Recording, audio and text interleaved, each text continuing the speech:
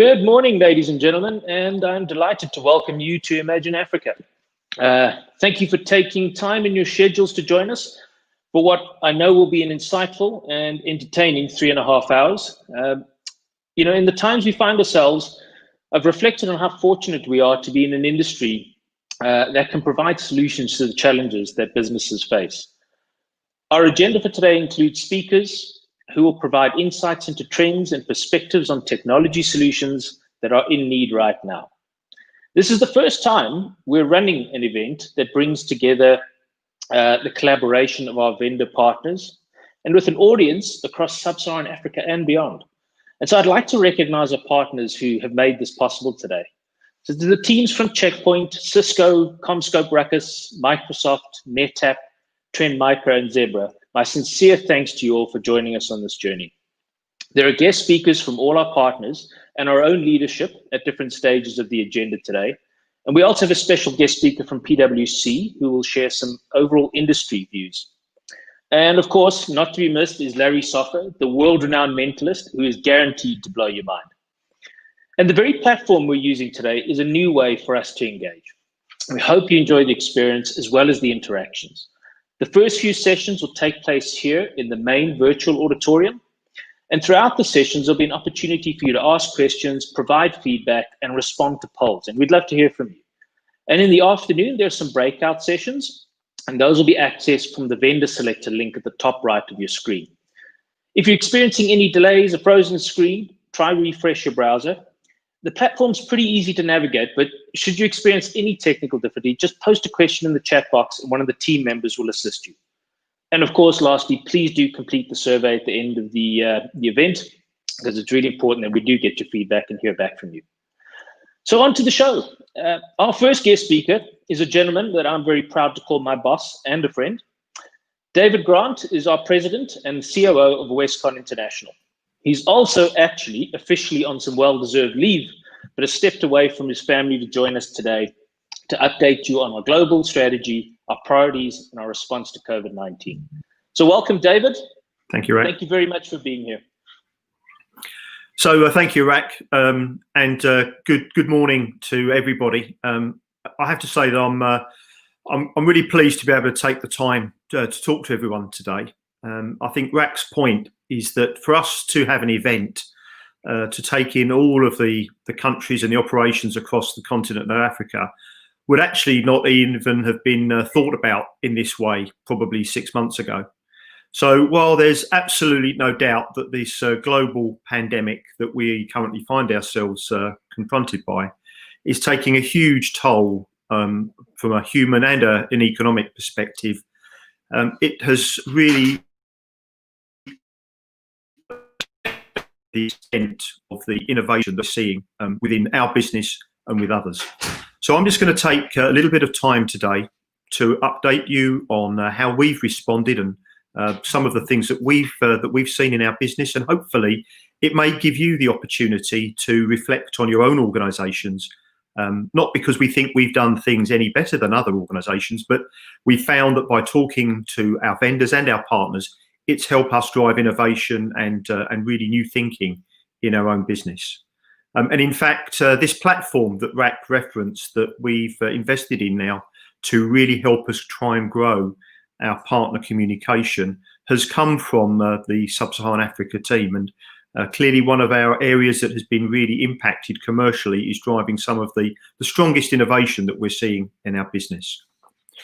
So let's move on then just to talk about on my next slide about the innovation and the circumstances that we're finding ourselves in.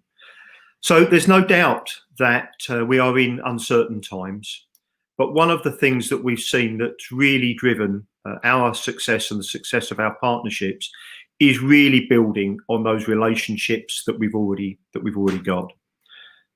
Both with our vendor partners and of course our customers, we are really seeing that those opportunities are driving what I would describe as the critical foundation for our continued success. We are fortunate that we are seeing good revenue and order intake continually, but of course it is sometimes increasingly challenging to drive some of that net new business. But as Rak has already pointed out, seeing strong demand for some of the solutions we're seeing around distributed and extended networks and infrastructure, cybersecurity and collaboration. And we're in a fortunate position with a number of our vendors and partners to really be seeing growth year on year. We see so much in the media across the globe about the negative impact, but actually being in the technology space is clearly driving opportunity for many of our partners, both in the vendor space and, of course, in the partner community. We've spent the first few months of our financial year, so as many of you know, our financial year starts in March, and we've spent the first 4 or 5 months really focused on what I would describe as crisis management, making sure that we understand the impact of perhaps falling sales, looking at managing our direct costs, working with local authorities and governments to make sure that we can defer payments where necessary to really protect our business. And of course, focusing on cash flow and liquidity has been important for everybody in the channel. But while I don't think the future is necessarily entirely certain, I believe that now is the time, certainly in our business and many others, to start to focus on the strategic execution and some of those plans that we'd put in place before we were impacted by COVID. And of course, focusing now on a new way in many cases of working. So a more digital agenda, and Paul Cunningham, our CMO, will talk about some of that later. And I will reference some of those points in the next few slides. But really wanting to make sure now that we get back on the front foot, stay true to a number of our plans that we had laid foundations for a few years ago, and making sure that we can continue to drive growth and success for all of our partners.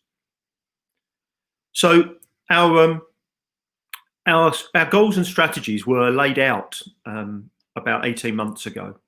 And at that time, we were focusing on revenue growth and, of course, how much of our gross profit that we generate we can turn into bottom line contribution as a way of making sure we continue to restore the success in our business after we'd had a number of problems and challenges with an outsourcing contract and the deployment of SAP. Customer satisfaction remains core to everything that we do, and particularly at these times, making sure that we engage all of our employees at every level in the business. In fact, that one area has been, I think, a real success for us. When we first undertook the survey 2.5 years ago, we had a 62% response rate to our employee satisfaction survey. The last survey that we undertook just at the turn of this year, we had 82% of all of our employees responding to the survey and giving us feedback about what we're doing. 8 out of 10 of all of our employees care enough about what we do and their roles with us to give us feedback on what we're doing well, but also some of the things that we can do better. I think is a real testament to the commitment that we have from all of our employees to support both our vendor objectives and our customers. You can also see that at that time, we determined that actually software and recurring offers, which are recurring offers from our point of view, are some of the SmartNet type renewals, the subscription renewals that we see, subscription sales in our cybersecurity and other technology solutions, as well as cloud transactions. And of course, we believe that software is clearly an area for further investment, not just because a number of our vendors are driving their own solution sets in that direction, but we believe that a number of the more innovative solutions will also come to market in a software subscription or cloud-based format. So we felt that at that time, these goals were relevant and pertinent to drive the growth and success of our business. And of course, the last few months have absolutely underscored the fact that software and recurring offers are going to become an even more critical component for our success in the channel. Certainly from our point of view, all of our vendors that have grown significantly ahead of expectations have been centered around software or recurring offers. And I am not going to go through all of our strategic priorities with you today, because all of them remain relevant, and I know that we can cascade down into the detail.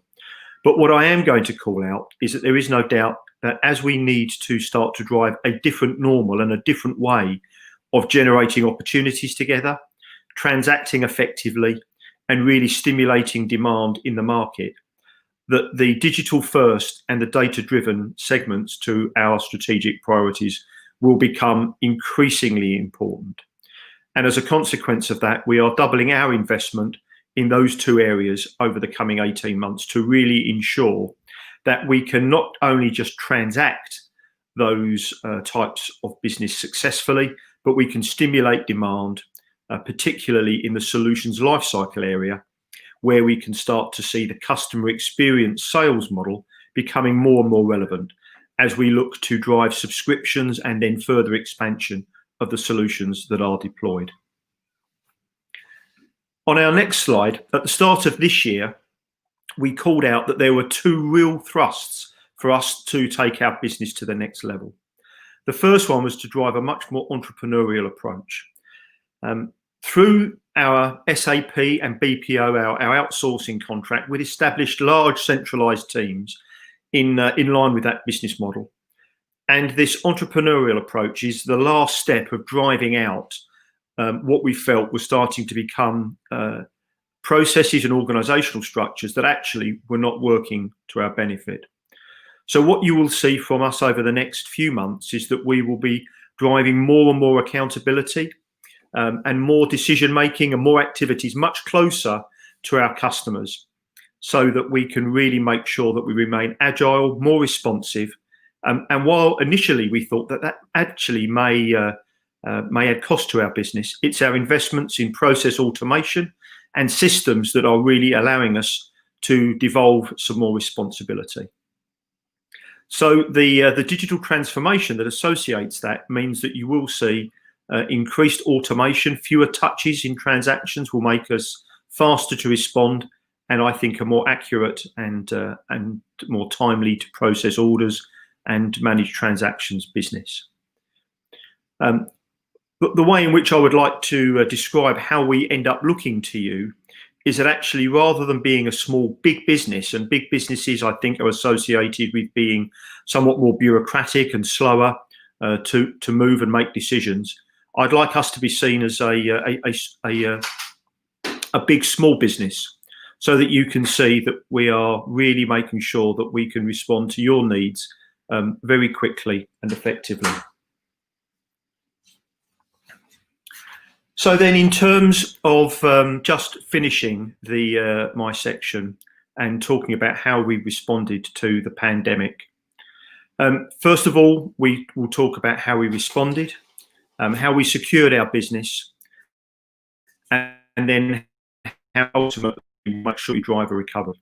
We've identified the leading indicators in our business that make sure that we can really respond quickly and with agility to things that happen in the market very effectively. So I would ask you to make sure that in terms of your business, have you also managed to think about how did you respond? Have you secured everything that you need to put in place to ensure that you have a profitable recovery? And then let's identify together 2 or 3 strategic initiatives that can really help us bounce back and turn what has been a difficult set of circumstances into something that can be a much more positive future. So on my last slide, I've just called out some of the things that we have done and that we will continue to do to make sure that that we remain your distribution partner of choice, whether or not you're part of our vendor community or whether or not you're one of our customers. So very quickly, we managed to move 2,800 of our just over 3,000 employees to working from home. And in fact, that working from home that we have always been a little nervous about, I think, as an industry. I think we've allowed people to work from home, but we've not really expected them to be able to function fully. We managed to move our entire business, with the exception clearly of warehouse staff, within 3 days. So we've now proven that we can work from home. We're not suggesting, by the way, that we only want to work from home. A number of our employees who are returning to offices are commenting on a number of factors. One, of course, is that not everyone can work from home. But the other factor is that, of course, we all enjoy working with colleagues, and that camaraderie and that interaction is really important to everything that we do. We've been fortunate in many of our locations to be designated as a critical supplier to essential services, and that's allowed us to keep our warehouses open, even with some stringent health and safety measures in place in a number of our markets. We have secured our vendor and partner relationships with very proactive communication. Very early on, we contacted all of our vendors to talk about the kind of initiatives that we felt had to be in place to support the channel at a time when things were going to become more difficult. In fact, in many cases, they thought that we were somewhat overly proactive, and then on reflection realised that actually the way in which we managed that together really did set their agenda in a very positive way. I talked about the fact that we've identified leading indicators, and we review our business now with much greater cadence to really make sure that we are keeping on top of everything that happens. We focused on SG&A management and making sure that we were able to protect employee benefits and employment in a responsible way at a very difficult time. And of course, cash collection, which we anticipate still potentially to be a big risk across the channel, both in terms of end user collections into the channel and then through to us and to the vendors, is an area of continued focus. So in terms of driving the recovery, we have our umbrella program, which is about stay safe, stay connected and secure. And you will see all of our initiatives really dovetailing under this umbrella, making sure that we focus on the solutions and the technologies that drive the new way of working, and ensuring that organisations can really make sure that they can work remotely, have people returning to work safely and stay connected. Our emphasis is going to be much more on digital engagement, whether or not it's events such as this one, whether or not it is having a greater internal focus to our sales connections with you, and making sure that we can drive a new sales cycle process through much greater automation and application sharing. We have to make sure that our organisation is configured for the new normal, and whether that is organisational locations and changing the configuration of our offices right the way through to making sure that we can drive new solutions. And of course, we've learned some valuable lessons about the work from home environment. What we defined as essential travel is in fact far from that in some cases. And of course, I think we'd all recognise that the way we've been operating is very two-dimensional. It's okay to manage the transactions in the business remotely, so through video and through audio calls. But how do we really get back to some of that intimacy and some of that human nature that we had in the real three-dimensional world? So until we can get back to that real 3D world, how can we make sure that we can be even more productive and agile in the 2D world? And I would ask you to think about all of those questions as you go through the event today and work with our teams to identify what else we can do together to continue to make you, our partners and our vendors more successful. So my final comment is that I'd just like to thank everybody for all of our customers for your continued business and your continued support. I'd like to thank the vendors for their sponsorship and support to the event and their continued partnership over the last year, and in particular through these very difficult circumstances. And I'm not sure if there are any specific questions, but if there are not, then I do hope that the event is truly successful and that you take away a great deal of learning points from today. Thank you, Rak, for the opportunity. Are there any questions that you'd like me to talk to?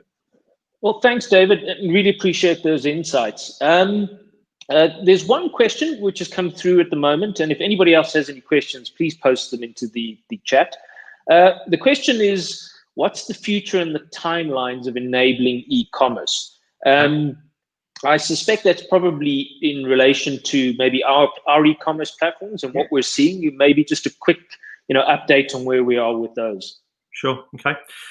So we have 3 platforms at the moment that we operate, and they are they are three independent platforms at the moment. One is PartnerView, which provides e-commerce capability. We have Cloud Billing Service and we have Blue Sky. And one of the topics that we have on our agenda is an acknowledgement that actually we need to make a single holistic platform to take the functionality of all of those applications and bring them closer together in some format. So we anticipate that we will have a strong blueprint for how we take ourselves from where we are to that much more integrated approach in the next 3 months. And I would anticipate that probably in the next 6, maybe 9 months, you'll see a number of, I think, really significant developments that will move us to a much more complete e-trading capability. Thanks, David. And maybe I can add to that as well, is that one of the things I know we're piloting as well in this region in the next few weeks is our API platform to enable direct integration into some of our systems for our partners, and we will be starting that up, and obviously we'll be able to update partners on that over time. Maybe David, just a question. I mean, to you, from me, we've seen in Sub-Saharan Africa, it's been quite a challenging Q1 for us. In March and April, with the lockdowns, we were isolated in terms of getting a lot of products in and out to obviously our customers. We started to see that come back, and things are starting to return to a different level, but a new normal. How have things been in Europe and Asia Pacific? The other regions outside of Sub-Saharan Africa. How's the trading been? And I suppose we've seen how stock markets, the Nasdaq, have been accelerating in terms of tech shares. How's our business and the technologies that you've seen across the rest of the world?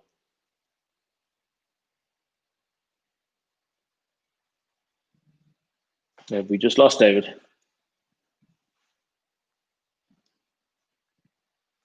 I think we have. Unfortunately, I think we have a little bit of a connectivity problem there. Sorry, Rat. You're back.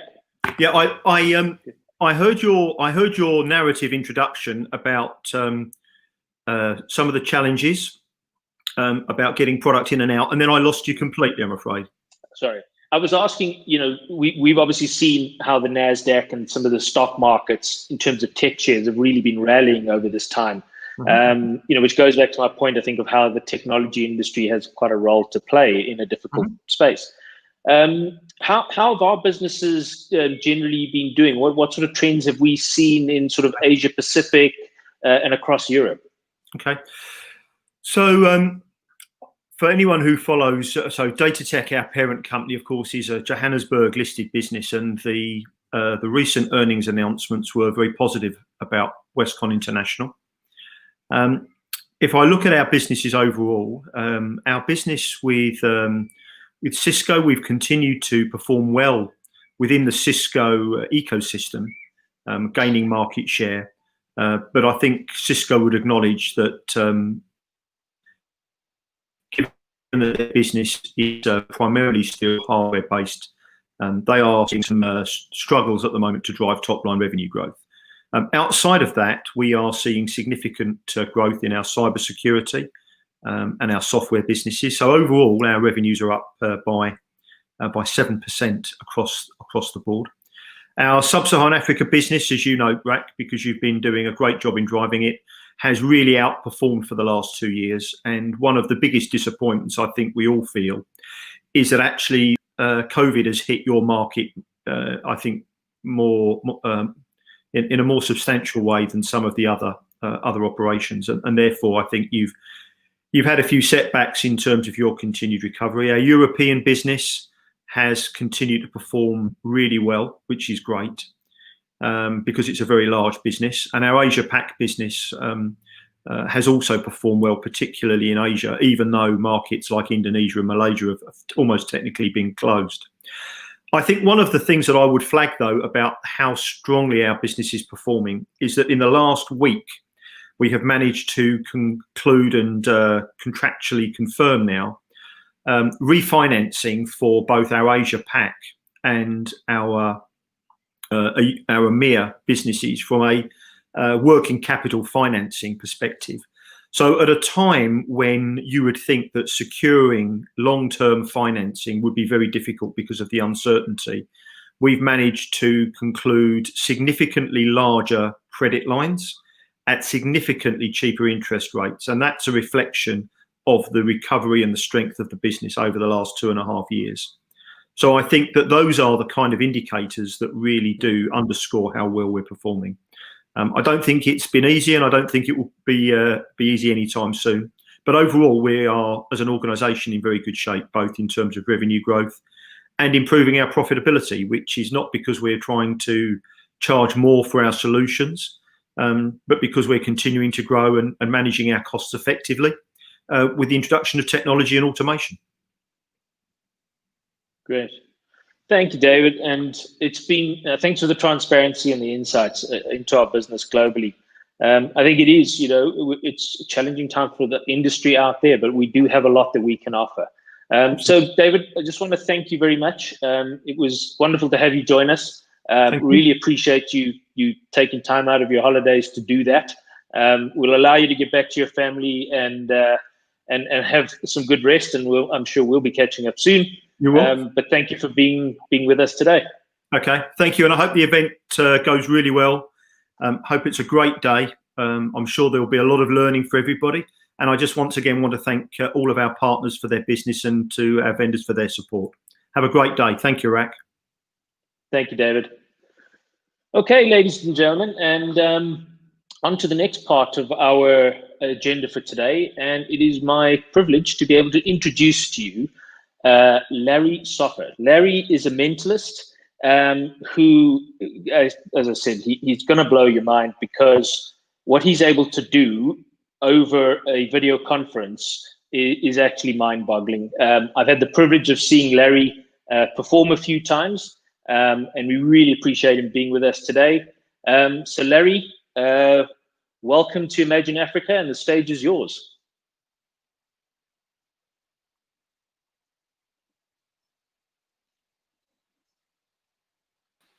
Larry, I think you might be on mute. Thank you very much, Rak. Thank you for having me.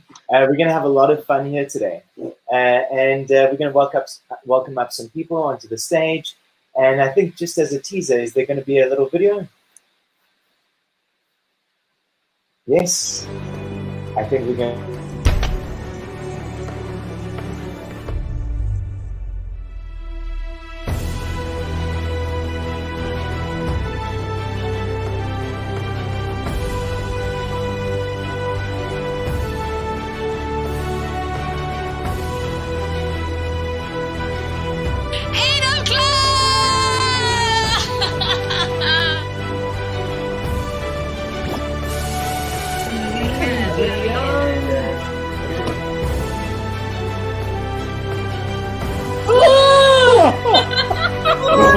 Is that Prince Harry? Oh my word! This will be unbelievable. So you ready for this? Yeah. Big Bang. You see? Oh my god! Stop, that was an F.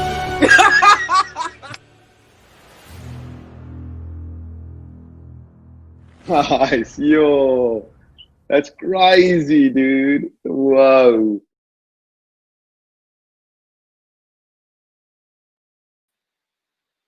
Thank you once again, Rak, for that very wonderful introduction. We're going to have a lot of fun here today. My name is Larry Soffer, and I'm a mentalist. I read minds, I predict the future, I bend metal, I do weird and wonderful things, and you're all going to experience this across the screen here today. I know it sounds impossible, but it's actually going to happen. So we're going to do a little bit of a warm-up just to get you all into the swing of things, and if we can have some people up on stage, maybe Rion, Pierre, Maxine, and Leandra, it would be great to have some of you guys up on stage here on the screen. Great, so we're going to do a little bit of a warm-up, but I want everybody at home to partake in this warm-up. So everybody extend your right arms out like this, and your left arms out like that. Great. And everybody raise your arms and lower. And raise and lower and raise. And thank you very much. Thank you. I'm just teasing. I'm just kidding with you guys. Everybody go like this. Point your right thumbs down towards the floor, your left thumbs down towards the floor. Cross your arms and come back and cross your fingers. So your pinkies are facing up. So it's like this here, like this. Yeah, exactly like that and like that. So your pinkies are facing up, thumbs are facing down, and your arms and your hands are crossed. Don't uncross your fingers, just do this.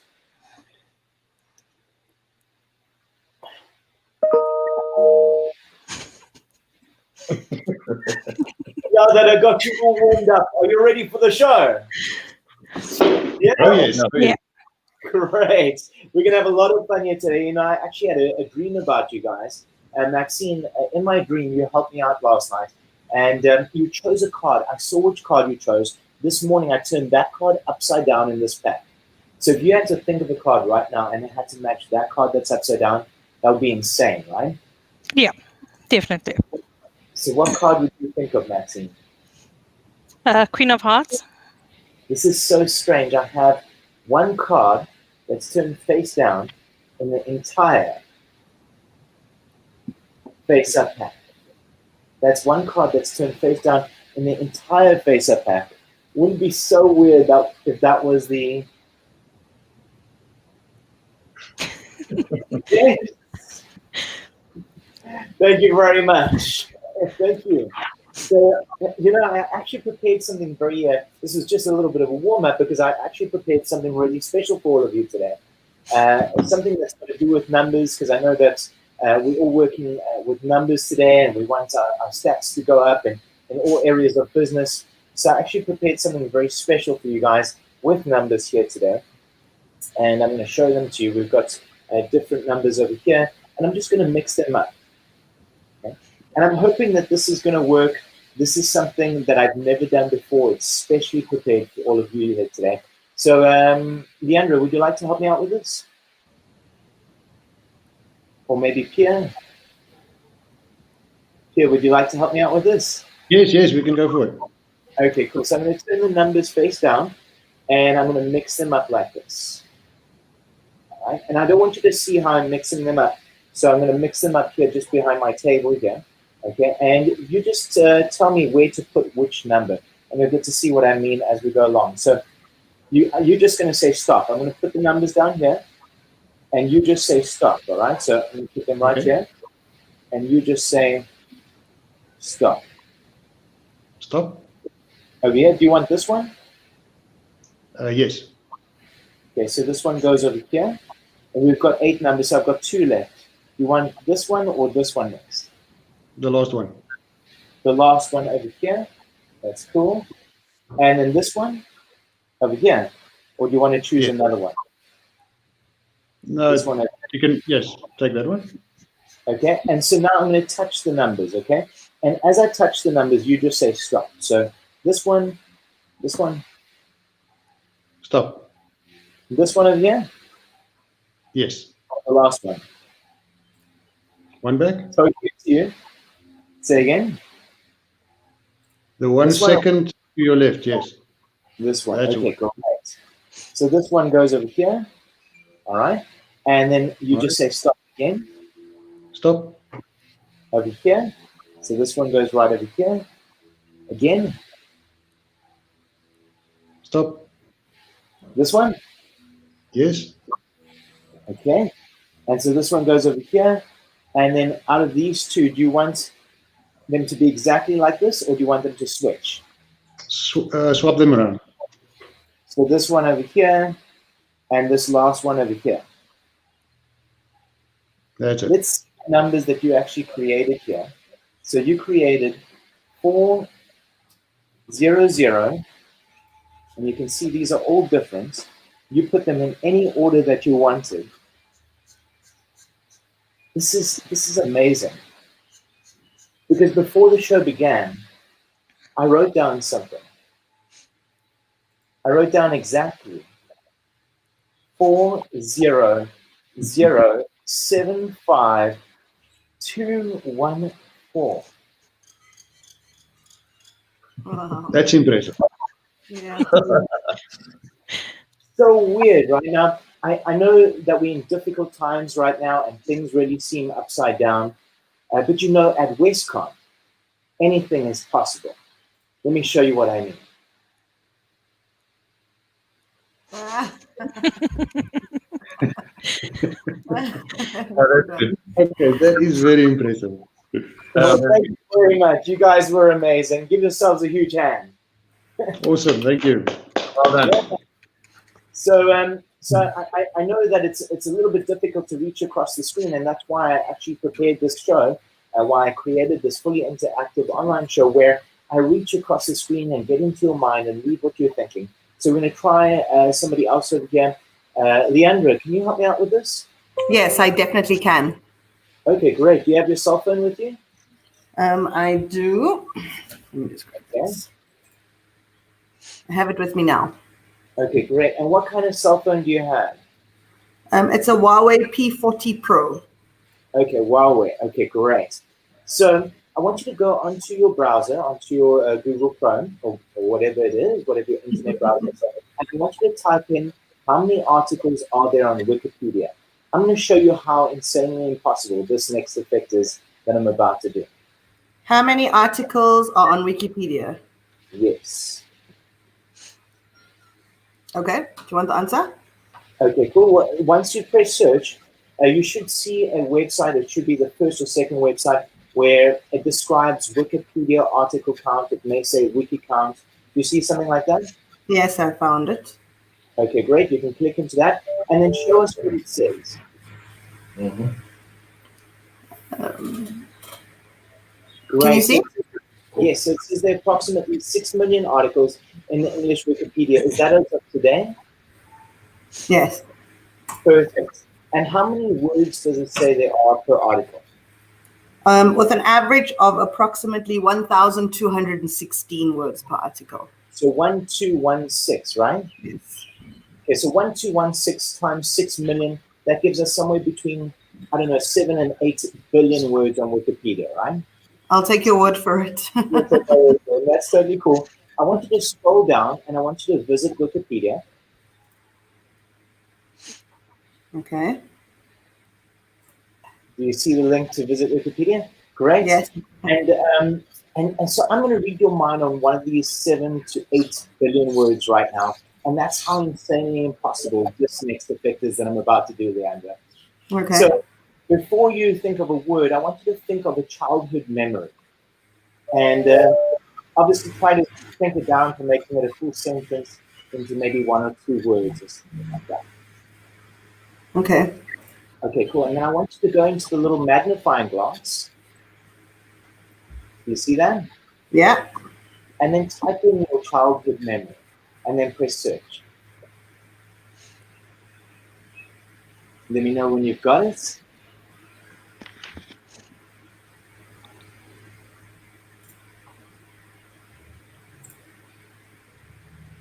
And do you have an article?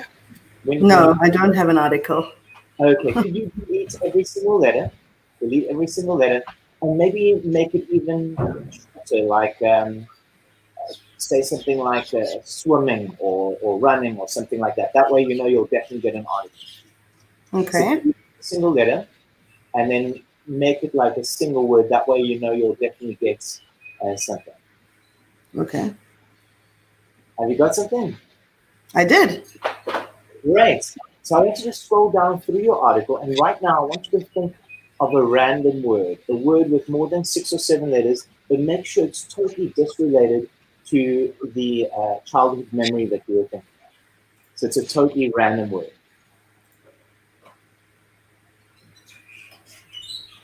Have you got something? Yeah, I do. Okay, great. Put your phone face down. Would you all agree that right now it's impossible for me to know what Leandra's word is right now? Would you agree with that, Rian? Yeah, for sure. Okay, cool. And you guys can feel free to talk with me. Don't worry about getting feedback or anything like that. You guys can communicate and interact with me as you like, okay? So right now, Leandra, you're thinking of one of 7 to 8 billion words on Wikipedia. I'm going to try and receive that word from your mind right now. So I want you to look at me, put your hand toward the screen like this. And just off to the side. That's good. So I can still see you. And in your mind, I want you to repeat the first letter of your word, the random word that you thought of. Just the first letter, over and over, like R. R. Is it an R? No, is it an A? It's Yeah, G. Say again? G. A G. G. Okay, so I want to try and get how you're thinking. So what is the word that you're thinking of, the random word? Garage. Garage. Okay, that's okay. So look at me, look at me. Okay, this is crazy. Lower your hand for me. Okay. I'm getting two different ideas here. I'm getting, first of all, when you thought of garage, it has nothing to do with your memory, right? Yeah. Although you may go through the garage to kind of attain your memory or do what you're wanting to do. You may have done that when you were a kid. Or you may have through the garage to, you're thinking to dry off in the sun. Were you swimming in that memory? It was. Oh my God. Yes. Yeah, that's right. It was swimming. Yeah. Yeah. Before you thought of swimming, you thought of something else. You thought of another memory. I'm going to try and receive that from your mind. I'm also getting an image in your mind that you're playing outside, that you're in the sun. But when I said that now, sometimes you weren't in the sun. Sometimes you were playing games indoors. Were you thinking of playing with your cousins? That is insane. Oh my gosh, yes, that's exactly it. Playing with my cousins, swimming. Wow, Larry. Yeah. Thank you so much. You are amazing. Wow. Now, I honestly believe that we all have these abilities. Do you have a pen and paper with you? I do. Let me just grab it. If you give me a second. Okay. So while you have paper, okay, cool. You got something, and do you have like a dark pen or a Koki or something like that? Yeah, it's a black pen. A black pen, great. Make it as dark as you can when you do a drawing in just a moment. But we're going to get somebody else to help in there as well. And maybe we could get Rian. Yep. Great. So hi, Rian. I believe that we all have these abilities. So I'm going to give you a demonstration of how this is possible here today. I have these ESP cards. They're called ESP because it stands for extrasensory perception. So this is a star, a square, a wavy line, a plus sign, and we also have a circle over here. All right? Yeah. So this could resemble a few different things for you guys, Leandra. A circle could resemble the circle of life. The plus sign could resemble a plus on a calculator or an aeroplane. The wavy lines could resemble the ocean. The square or the box could resemble thinking outside of the box. And the star may be a children's nursery rhyme, Twinkle Little Star. So I try to influence you to think of particular ideas right now, Leandra. Hopefully I can influence you in a good direction. Also, I want you guys to be aware of this envelope. I do not want to touch it. I'm going to leave it there in full view the entire time. I believe that we're all energetically connected. And maybe you guys have experienced this at home, where you finish somebody else's sentence or knew what the other person was going to say before they said it. Or maybe you're about to call somebody and that person was calling you in return. Has that happened to you? Yeah. Yeah, it happened to you, Rian. Yeah, there's. Okay, cool. So Rian, you're going to help me out with this in just a moment. Leandra, if you have to look at these symbols and think of the ideas that I communicated to you, could you get like a simple image coming to mind? Maybe like a drawing that that resembles these maybe, or it could be a totally different image. It could be something totally obscure, but make sure it's a drawing that everybody will know what it is. So if you drew a cat, for instance, they would exactly know the two circles with the ears and all that, right? So could you get an idea of a simple image? Okay. Very, very good. And then tell me, Leandra, what is that image? What is the image I'm thinking of? Yes. A car. A car. Okay, cool. Could you draw your car? Draw your car. I want to see how you draw a car. This is so interesting. And then also, Rian, if you thought of car, could you get an associated word with the idea of car? Like driving, for instance. Just so you know, Larry, I wasn't hired for my drawing skills. That's totally cool. That's totally cool. So, Rian, you can tell me your associated word.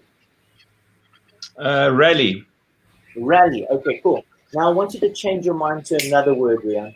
And don't tell me what that word is. Tell me when you've got something. Okay. Very good. And change your mind again. So right now, you will have a word that you didn't even know that you were going to think of. Okay. You got something? Yep. Great. What is that word? Overlanding. Overlanding. Yes. Overlanding. Yes. Perfect. Overlanding. I like it. Okay, cool. So Leandra's got a picture. Let's see your picture, Leandra. Can you see it? Yeah. Yes. It's got a little aerial there. So it's one of those old cars with an aerial, and it's got a little exhaust as well. That's great. I love it. We're going to get back to that picture in just a moment, okay? So I also want somebody else to help me. If we can have the other lady that was on, was that Maxine?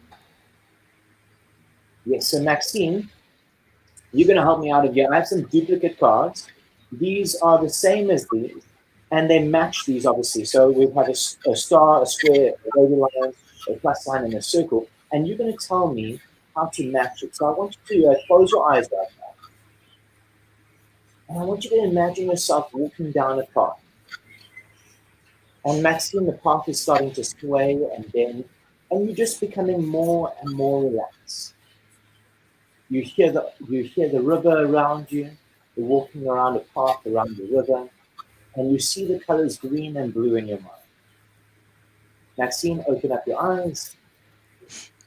Maxine, let's see if you can do this. Do you feel relaxed? I do, yes. Okay, great. I'm hoping that I could actually put you into a state, into a heightened state of awareness, but also a relaxed state of being at the same time. So I'm not even going to look at these cards. In fact, I'll look at one. I'll look at this one over here. Maxine, if you had to look at me right now and tell me what card this is, what would you say? The wavy lines. Is there any reason why you felt the wavy lines? The blue and the ocean. This is so crazy. So Maxine, let's see if we can do it again. This time I'm not even going to tell me this one over here. Where should I put it? The square. The square.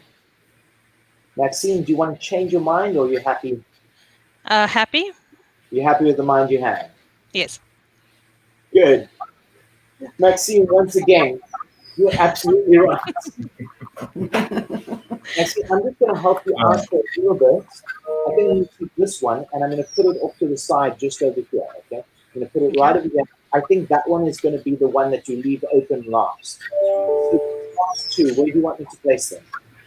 This one first. That one goes to the star. The star over here. And this one? And the other one to the circle. To the circle. This one obviously goes to the plus. Any reason why you chose those? The circle sort of for the wheels of the car that you were talking about. Okay. And the other's just random. Okay, this is so crazy. Because I left the plus till last. I have no idea if you got these right because I wasn't looking. If you got this, you got a 100% correct. So crazy, right? Yeah. That is crazy. Now, Maxine, you could have chosen absolutely anything. You made your own choices, and I do believe that we're in a new normal and that we can still create new opportunities for ourselves and for others around us. I've left this envelope on this table the entire time, and this is the weirdest part. This envelope has been sitting here the entire time. You can see it's sealed, right? I'm going to open it up very carefully. Inside here, just before the show began, I drew something on a piece of paper and I put it inside here. Let's see the name of yours, Leandra. You want to see mine? Yes. Look at what I drew. Exactly. A car. Oh my goodness. I don't have it in exactly the same place, but I kind of try to influence you to even think of that area. Definitely did. And even further, what's even crazier is, Rian, you thought of a word. What was that word? Overlanding. What was that word, Rian? Overlanding. Well, I don't always get this right, but today I did. Oh, wow. That's really well done. Yeah, very good. Thank you. Thank you. Great. So I'm going to get a message here. Okay, great. So we're going to do another. Okay, great. So I've got something set up here for you guys. Let me just, so I've been asked to do something extra for the show. So I'm going to do this here for you too. And let me just place this over here. And let me get this over here. Great. So I've been asked to do something extra, so I'm going to do this for you guys. I believe that during this time, it's extremely difficult to travel. And so I'm just going to use my watch for this, because time has to do with travel. And I also have a little box here, which I'll show you guys in just a moment. But even though it's very difficult to travel during these times, I believe that it's possible to break all boundaries. With our imagination, we can truly break all boundaries. So let me show you this box over here. If you guys can see this, we're just, so the box is right over here. Okay, and we'll show you two down here. So you can see there's a question mark, and there's also something written on a piece of paper. So I kind of had this idea that I would be asked to do something extra here today. So I did prepare this just in case. And I've written down this something special over here. It's a place that I believe that we're going to travel to. I also have a sealed box, and I'm going to just set my watch to a particular time here. All right, and I'll leave this over here. So this is very fair right now, right? So Pierre, if you had to think of a place that you would love to travel to when lockdown is complete, it could be a place that you've traveled to before, or a place that you've never been to before. Can you get a place coming to mind? Yes. Great. And what is that place? Hawaii. Hawaii. Okay, cool. So we're sitting in Hawaii, and I've also got a time over here. I don't want to show you what the time is just yet. And Leandra, we're sitting in Hawaii, and we're sitting in a restaurant, and you're looking across the way, and you see a building with a clock on it. Can you get an idea of an exact hour and exact minute? Like, Leandra? Yeah. Let's say, must I tell you?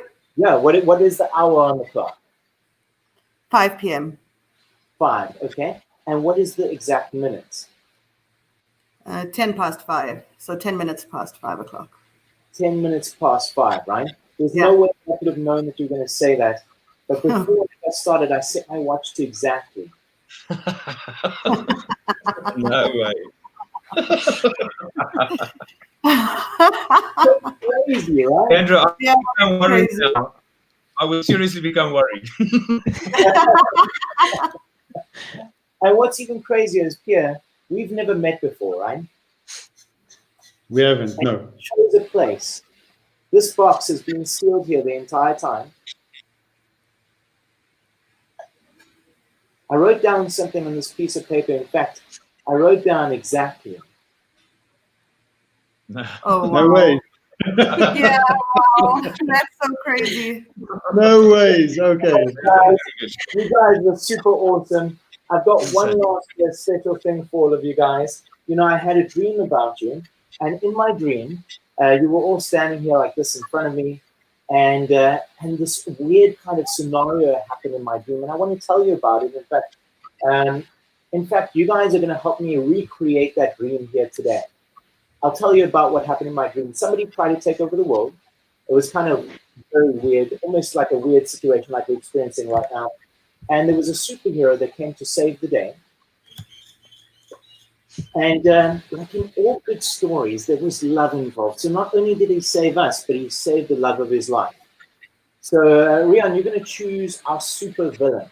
But make sure that these items that you guys choose here today, they're either items that exist in the comic book already or a totally made-up name. So you're going to choose our supervillain. Pierre, you're going to choose our superhero. Leandra, you're going to choose the love of our superhero's life. And Maxine, you're going to choose the weapon that our superhero is going to use. What am I choosing? You're going to choose the love of our superhero's life. Oh, So you can okay. choose his or her name, depending on who our superhero is. So, Rian, what is the name of our supervillain? Okay, I'm giving away my age here a bit, I fear, but the one I went with is Skeletor. Oh, I remember Skeletor from Yeah. He-Man. Yes, that's right. Oh, wow, I haven't heard that name for a long time. That's great. I used to have a He-Man blanket, a He-Man duvet. So Skeletor, I hope you guys remember that at home, Skeletor. So Skeletor was the evil guy in He-Man. And Pierre, what is our superhero's name? Green Arrow. Green Arrow. Green Arrow. I love it. And Maxine, what is the weapon that the Green Arrow is going to use to defeat Skeletor? It's a batarang. A what? A batarang. A batarang. A batarang. Great. And Leandra, you can change your mind as many times as you like. What is the name of the Green Arrow's love? What's the love of his life's name? No idea. You can make a totally made-up name, or you Okay. can choose somebody from a comic book or some sort of fairy tale that exists already. Let's call her Mary Jane. Mary Jane. Okay. There we go. Mary Jane. Awesome. And that just came to your mind, right? Yeah. So I could have never known that you guys would have chosen Skeletor, Green Arrow, Batarang, Mary Jane. You chose these items on your own determinism, but you decided that Skeletor would take over the world, the Green Arrow would defeat Skeletor, and he would save Mary Jane with a Batarang. This is so crazy. Because before this show even began here today, I wrote down something on a piece of paper inside my wallet. I put it inside an envelope. Let me just get this out here. Right. It's inside a bulky wallet. It's very, very thick. And that's why it's got this envelope inside, because it can actually hold the envelope. And also this bulky wallet is also sealed. It's zipped. As you can see over here, it's zipped. I'm going to unzip it. All right. And inside there is an envelope. Let me just pull this out here. And this is the craziest part. This envelope is completely sealed with staples all around it. You can see there's a piece of paper inside there. And you can see it's sealed all the way around, with staples all the way around with a sticky dot. Yes. Yep. Yeah. This is the weird part, guys. You can see that piece of paper. This morning I wrote down my dream on a piece of paper, and my dream was this. It says, last night I had a dream that there was an evil villain named Skeletor. Right. They tried to take over the world, and luckily Green Arrow was there to save the day using a secret weapon called a Batarang. Not only did he save us all, but he also saved the love of his life, Mary. No. Oh, well done. Oh, yeah, well Well done. done. Well done. Thank you very much. I'm Larry. Well done. It's a pleasure being here with you guys. Impressive. Thank you. Thanks. Larry, I think that's now the third time I've seen your show, and I just can't understand it every single time. I'm always on the edge of my seat. It's absolutely brilliant. please, can I have the winning lottery numbers for this week's lottery? We can talk about it, but I do take a high commission. Brilliant, Larry. Once again, thank you so much for being part of the show. Incredibly entertaining and always fun to watch. And thanks for being here. Wish you well, and I hope to see you again soon. Good stuff. Okay, ladies and gentlemen, next up, I'd like to introduce Brendan Cuthbertson from Cisco, an old friend of mine. He's currently the head of the partner organization for Sub-Saharan Africa at Cisco Systems. And he's going to be talking to us about a dynamic, hyper-connected world and how that's the new normal. So Brendan, welcome up on stage. Thank you, Rakesh.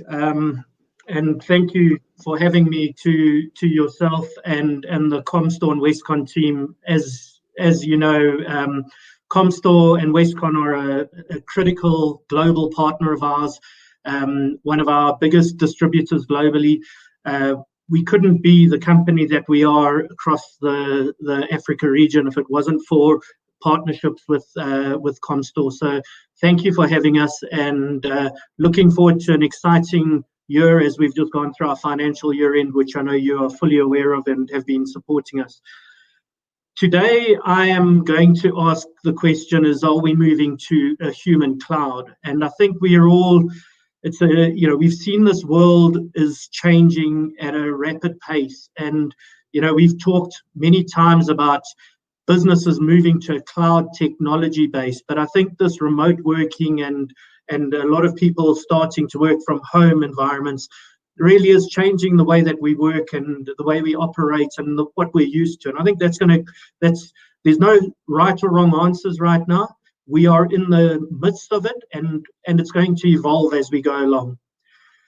When COVID-19 hit, Cisco was able to move its entire workforce of over 70,000 people to remote working securely within 24 hours.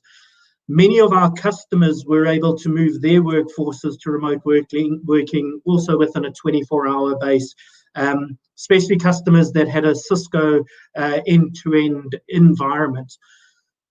There are many companies that weren't with Cisco that were able to move to a work-from-home environment and move their workforces over in a very short space of time.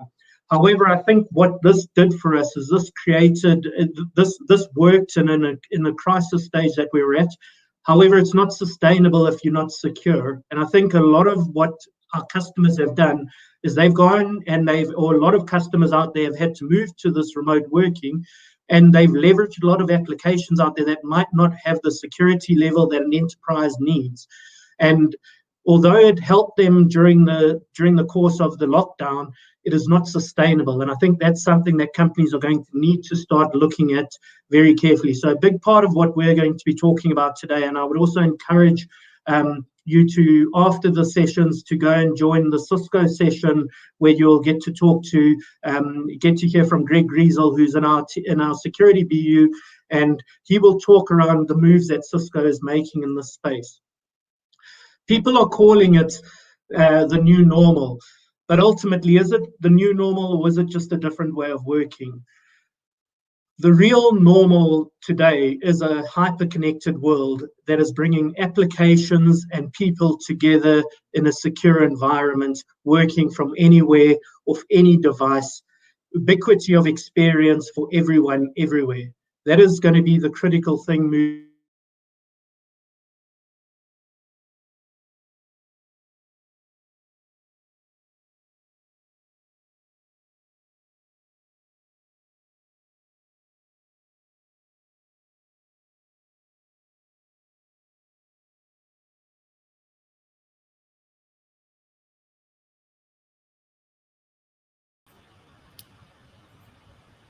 Can you just bear with us, guests? We've just had Brendan lose internet connectivity. We're just going to bring him on again now. Cool. Brendan, can you hear us again? Yeah, I can. Sorry. We lost you for a moment there. If you can just carry on from the slide. Okay, sorry, I'll carry on. There we go. Thanks. So basically, what we have been doing is we've been investing heavily in customer experience and trying to simplify our solutions create a customer experience that brings that ubiquity for everyone, everywhere, off any device.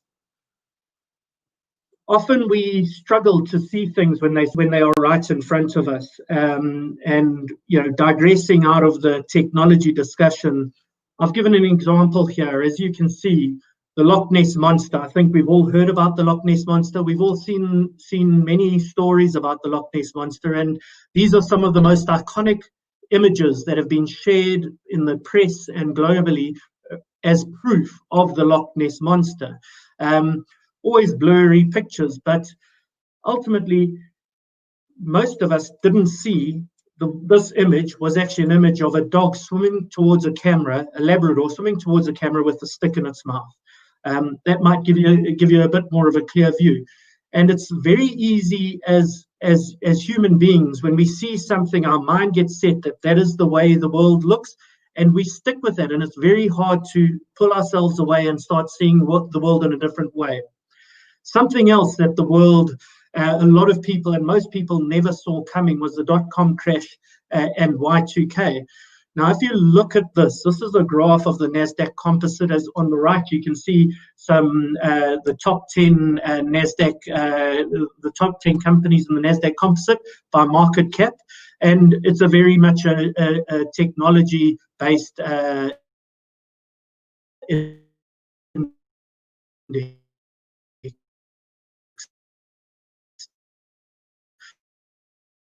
prior to 2000. Now, you can see from late 1998 to the beginning of 2000, the NASDAQ composite more than doubled during that time.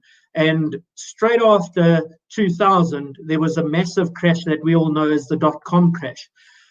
That crash, in a lot of ways, these weren't the only factors that caused the crash, but one of the key things was that for those of you who remember Y2K, people were talking about planes falling out of the sky when the clock struck midnight. Companies, there was a lot of fear mongering. There was a lot of uncertainties. What will happen when we move to 2000? Companies started bringing forward their spending cycles. Companies had to invest and they had to upgrade their technology because the risk of the unknown was just too big for them. And there was always going to be a drop in technology spend because companies had accelerated their spend in 1999. So when 2000 came, share prices were climbing, but they couldn't maintain the sales cycles that they had been experiencing for the past sort of 4 quarters. This seems quite obvious in hindsight. Hindsight's a perfect science. But these kind of things happen and they can be right in front of us and very hard to see. Today, just this week, the NASDAQ composite hit a global record high that it's achieved in all of its years of operating. Here you can see a 20-year view of the NASDAQ composite. You can see the crash from 2000 and where the NASDAQ composite is sitting today. It is more than double the height of where it was in 2000 at the peak of before the .com crash. By all means, please don't take this that I'm saying, well, are we expecting another crash? That's not what I'm saying from what I'm presenting here, but you can see the crash that the NASDAQ composite had when COVID-19 hit, and it has recovered significantly more than where it was at the start of COVID. Why is this happening for the stocks in technology? Well, I think we all can accept that what COVID-19, my apologies, what COVID-19 has ultimately done is it's created an environment where companies that historically weren't technologists, didn't invest in technology, have realized that to survive today, to be competitive, to be able to adapt to this new way of working, technology is going to be underpinning it all. So I certainly do believe that we are in the best position, all of you on this call being in the IT industry, all our partners and ourselves, we are in the right place at the right time. But now it's about capitalizing on those opportunities. What is likely in front of us now? No one can tell us for sure, but what we do know is there's going to be an economic downturn. There will be market volatility. There's going to be uncertainty around the shape of the recovery curve. Different people have different views around that. Customer buying cycles will change. We are seeing customer buying cycles already changing. We are seeing them reallocating budgets from certain technology projects to new technology projects that will address the current environment. Increased IT spend and increased total addressable markets. Why will the addressable market increase from our perception? Well, a big part of that is that we are going to see emerging customers that historically didn't have big IT spend in networking and in security and in collaboration tools, because these companies historically may never have moved down this path, or may have only moved down this path in 10 or 15 years' time. This COVID-19 has forced this change quite rapidly. A decrease in office occupancy, I'll talk to more in later slides. And then new companies to challenge the status quo. Clear focus on technology delivering business value. And this again is something that we as Cisco have heavily focused on over the last few years. We're seeing a sudden shift from physical to digital under COVID-19. A lot of people calling it the Great Lockdown. But what is this ultimately changing in our customers? Customers are starting to look at people first. The individuals that work in companies are becoming the critical glue that keep companies together. They always have been. Talent has been critical for all businesses, but now companies, to retain good talent, are going to have to be able to offer work from home solutions. Tech-enabled collaboration and user experience, as we've mentioned, is critical. Changing customer priorities is also something, a reality we have to live with. Focus on cost containment, rapid technology adoption, and exposed weaknesses in digital strategies. This is something that a lot of customers are now seeing for the first time, or getting very clear view of their digital strategies and the weaknesses in them.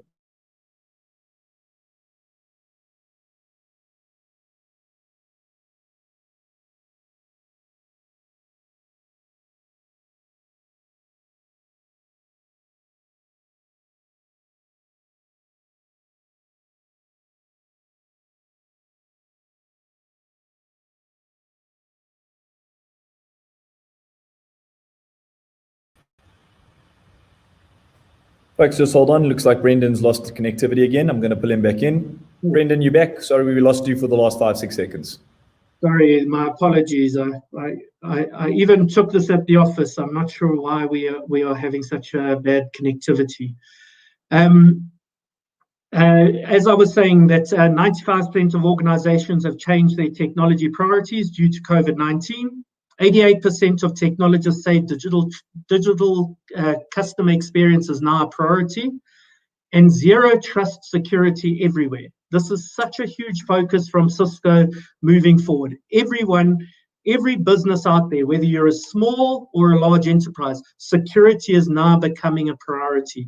And this is something Cisco has invested in heavily over the past 5 years. Today, Cisco is the largest cybersecurity company in the world. And this has been a very deliberate strategy that Cisco has been driving over the years to use our platform, which is our network infrastructure and our global footprint of networks, to go and build security products into them. As our global CEO, Chuck Robbins, said the other day, COVID has changed how we think about talent. It has given us the confidence that we can hire talent from anywhere and have them participate productively on WebEx teams, regardless of their physical location. Why is this important for us? For us in Africa, this is critical. We are a low-cost environment. As we've seen with contact centers and call centers moving to low-cost environments like India and Eastern Europe, Africa has knowledge workers that are at lower earnings than Europe and the US. This is going to create a huge market for companies to start leveraging Africa and skills in Africa. So I think there's going to be a big opportunity as a continent for us to be able to go and address needs at a global level. Business will need to react in different ways to a work from home culture. We've all experienced it, and we're seeing that now. Commercial real estate businesses will need to be innovative with their portfolios in order to survive. They are the ones in an extremely precarious situation, and they're going to have challenges. Work from home won't be right for all companies. We expect a hybrid model for many, much the same as cloud. A lot of people are saying people are going to move everything to cloud. Cloud technologies are part of what we do these days, and most companies are adopting more of a hybrid model when it comes to cloud. If we look at online banking, how it changed the face of small businesses, we can all remember the day when small businesses needed to, every Friday, they would have to go and queue at the banks to do their banking. You would have to have bookkeepers. You'd have to have people that could go and do that for your company. When online banking came out, it changed the way small businesses could operate. Small businesses could operate as an individual because they didn't need someone to do their banking. Much the same as that changed small businesses, I believe that COVID is also going to change a lot of perceptions.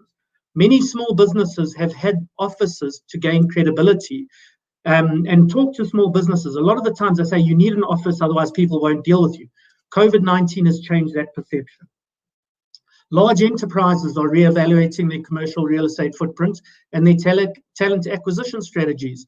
This is going to have many different impacts to the environment we're working in. And customers' top technology initiatives that we see are security across a distributed network, increase the use of cloud, leverage data and analytics technology to drive business outcomes. That driving business outcomes is now one of the most important things. CIOs are being brought in to work with their customers, with their boards, to make sure that they are part of the strategy of the businesses. IT architectures must be reinvented for the realities of the next generation multi-experience, but it must span across the new and emerging network domains, integrating them in new ways. This has to be across all of the technology sectors, all of the different environments that customers and the users are working across. And Cisco has been building a multi-domain architecture that brings all of these components together and delivers ultimately a true multi-experience platform that brings users, applications, data, devices together, all underpinned by security. Cisco's resilient infrastructure for distributed networks, workers and applications, really what we need to be able to do, and this is what Cisco's portfolio allows for, is work securely from anywhere. Cisco has, a lot of you know our Meraki portfolio, the company that we bought. It's a cloud-based networking solution with security embedded. Collaborate from any device, manage from anywhere with visibility, automation, analytics, and customer experience to drive better productivity. So ultimately, and finally, I wanted to just say, Cisco, we have a secure, intelligent, multi-experience platform for digital business, which is required for everyone as they move into this new world of working. So, we need to reimagine our applications, secure your data, transform your infrastructure, and then by doing that, you'll empower your teams to be able to deliver real business outcomes for your business. So in closing, I wanted to just say that, we must remember that every crisis is an opportunity. And I think that we are all collectively positioned in the right space to capitalize on this and find the opportunities that come out of there. It is a challenging environment. The world will move on.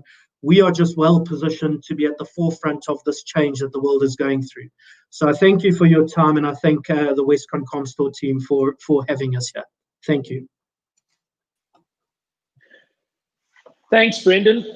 Really insightful. And, it's quite interesting because I think the cultural impact into organizations as a result of COVID has been immense. And technology now plays a role in terms of where we can go from here. But that fundamental change of trusting remote work, and a very interesting point, and I've heard it as well, about small businesses often, not feeling credible if they work from home. Now that's sort of gone away, and technology really now enables that, but also the mindset change. So I agree, never waste a good crisis. Thank you very much for the insights, Brendan. Thanks for presenting today. It's been great to have you on. I just wanted to see if there are any questions for Brendan. Okay. There's one for you, Brendan. It says, with the changes you mentioned about small business not requiring to have an office, what's the impact of that to Cisco's small business agenda? So, thanks, Rick. And yeah, I think it's going to, what we are seeing is, I like to put it into simple terms because, as some of you know, I came out of a small business. I used to have my own small business, and I had 10 employees. And what I found and what I'm seeing, and I talk to a lot of other small businesses, is that you would budget, $1,000 or $2,000 a month for your rental, your office rental. And when it came to IT spend, you'd go and you'd buy the cheapest laptops, you'd get the cheapest security. And the way the world's changed now is it's going to free up that budget for these small businesses to be able to go and actually build enterprise levels technologies in their business that drive a business outcome. So security, again, any small business that gets hacked, where the guys put up a ransom and take all of your data, that will close a small business down. Small businesses need to invest now in enterprise level security, and that's what our small business portfolio is. That has taken our knowledge and our experience and created a portfolio that allows those small businesses to have that level of security. Absolutely, Brendan. Thanks. Couldn't agree more. I've actually seen a few cases recently of small businesses buying video conferencing technology that they never thought they needed because they were in engineering or in sort of a manufacturing environment, so nothing to do with IT. But now doing it and realizing how professional it makes them look, just utilizing some of those devices and putting the right infrastructure in place. Brendan, again, thank you very much. Always appreciate your support and that of Cisco. It was a pleasure to have you here today. And I will now introduce my next guest. So I'm going to like to welcome up Abdi Elmi from Microsoft. He is the CSP channel lead across Middle East and Africa for Microsoft. And he's going to be talking to us about how to survive and thrive with strategies for a new cloud business. So Abdi, welcome to Imagine Africa. Thanks for being part of it today.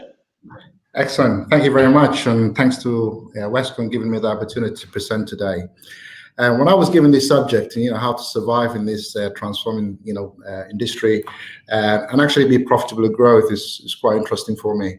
And I won't be talking about Microsoft specifically today. I just want to give you my kind of experience in the last sort of 30 years being in the channel and what I have seen and what I've learned from the last 30 years in some partners being successful and some partners not being successful. I believe as a salesperson, as a company owner, as a business, you always have to keep an eye on what's happening on the market and actually look into the future, thinking about how you can sustain your business, what you do today, and how do you add on something new in that sense. So the topics I'll talk about today are, a couple of things. First of all, driving growth, and I think what do you need to do in order to drive your growth while you sustain what you have today? And more importantly, how do you address the competitive pressure in terms of how to differentiate yourself from others? And as you can imagine today, if you're purely transacting and you're not adding value, you're not managed service, you'll find that, the price and the margin is being squeezed and the customers expect, a lot more than just the pricing, and obviously how to increase your profitability. I actually put together, talking about driving growth on the right-hand side, I'm just trying to give you some kind of historical learnings, for the last 30 years. I spent 31 years in the IT industry. I worked for distribution and back in, started 89, working for a distributor in the UK similar to Westcon. And then obviously over the period of time for the last 20 years, probably spent in the vendor world, where I worked with Cisco Systems for the last 10 years or so, and then the last 5 years in Microsoft. And I have seen in that period a huge transformation. The old days of networking where 3Com was the market leader, Bay Networks and Northern Telecom, Avaya as a telephone systems, and then obviously, the mobile technology transformation.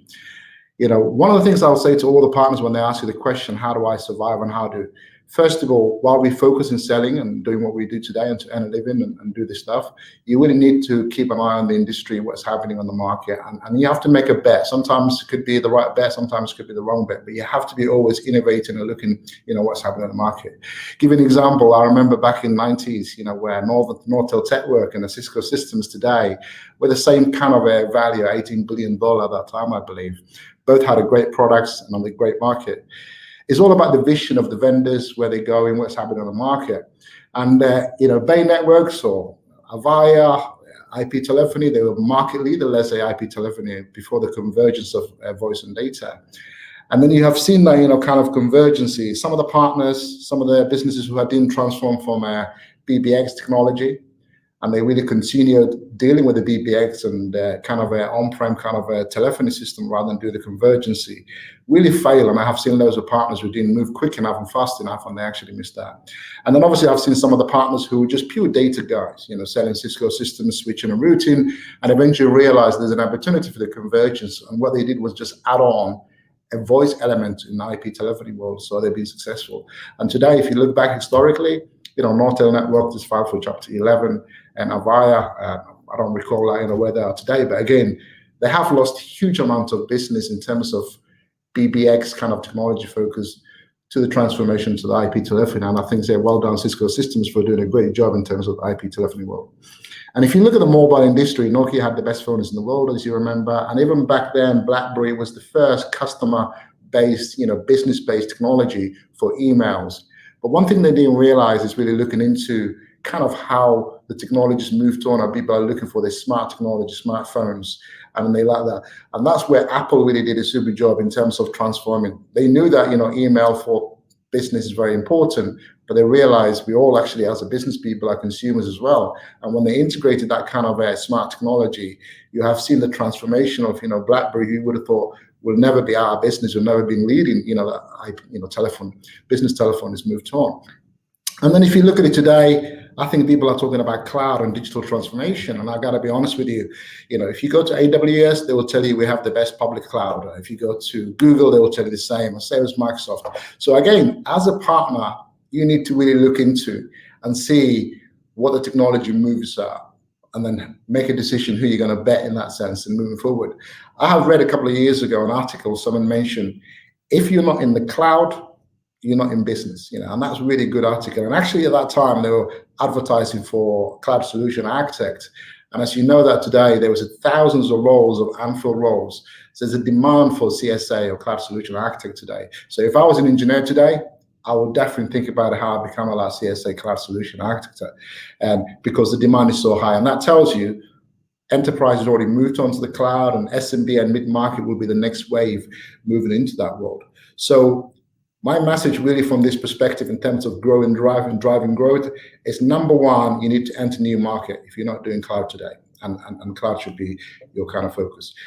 Adding a new emerging technology is really important. If you continue doing what you're doing today and you're not really moving on to the new technology in terms of cloud or even security, if you don't have a security practice today, as Cisco team mentioned there, we really need to think about it. How do I enter new market? And more importantly, adding new emerging technology that is driving the growth in the sense of what you do today and on-prem, how you do that. And if I want to addressing competitive pressure, you know, just to that point, let me just, you know, in order to differentiate yourself really from the rest of it, you need to really think about it. What do I do today? Do I am the product sales side, only resell products, or do I product sell and I add some project services, which I make some margin? And as you can see the stack in here, really selling products only is not a way of surviving in this business. And you'll be competing with everybody on the planet in that sense. Even adding only project services, i.e., you know, implementation and professional services, let's say, on a daily basis, and, you know, hourly rate or a deployment cost, let's say, or hourly, it's not really going to be enough.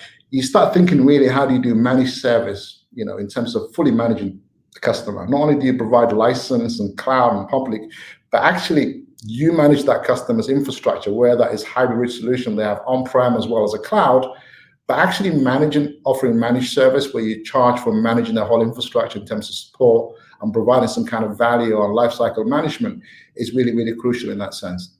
And then moving a bit further, if you want to even make more margin and be more profitable and more differentiator than anyone else, is you have to build package IP, your unsolved intellectual property. One of the best examples I ever seen a few years ago was one of the partners who really focused purely on legal, you know, industry. And they provided a package solution, let's say, to solicitors and lawyers in the country.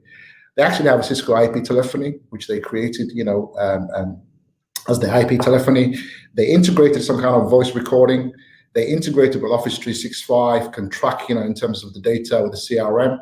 So where the old days when the lawyers have to, every time they send an email or written a letter to a client, they have to bill it and they have to work out manually what that was, how many minutes they spend on. If they were on the phone and speaking to the client, they have to know how long they spend and they have to bill it. So that, all those things illegally, they've been tracked. Someone created a package that allows, Microsoft Office 365 with Word and Excel, CRM system, within there, and then as well as IP telephony. So every time the lawyer written an email or even written a letter, they just integrated at the CRM where they can select the customer and actually adding that customer to the list. So that means they can see how long they spent creating this documentation or writing on behalf of that customer. Every time they call the client, the IP telephony system recognized and recognized that the call is actually to this particular client mobile number, telephone number, which is in the database. So as a lawyer or solicitor didn't have to worry about in terms of how much they bill this customer, partner they have, or the client they have. So it was really automated. So that partner, when he saw that solution, because he created IP, he developed some software that integrates multiple vendors and created that kind of a solution aggregation, their value was a lot higher. And this time the partner or the customer will not be asking question about how much the license for Office 365, where's the IP telephony, because they provided a package which they manage and support, which saves a lot of time and money for the customer. So that was really a great way of creating IP. And I'm not talking about just that particular one example, but you have to think about all the things that are happening. I think everybody talked about, with the pandemic transformation, what's happening in the world in terms of pandemic, and that's not expected, as you know. Most of us weren't expecting that. And since then, if you see how many companies are now developed specific, COVID-19 kind of solutions, it is amazing, in terms of what's happening.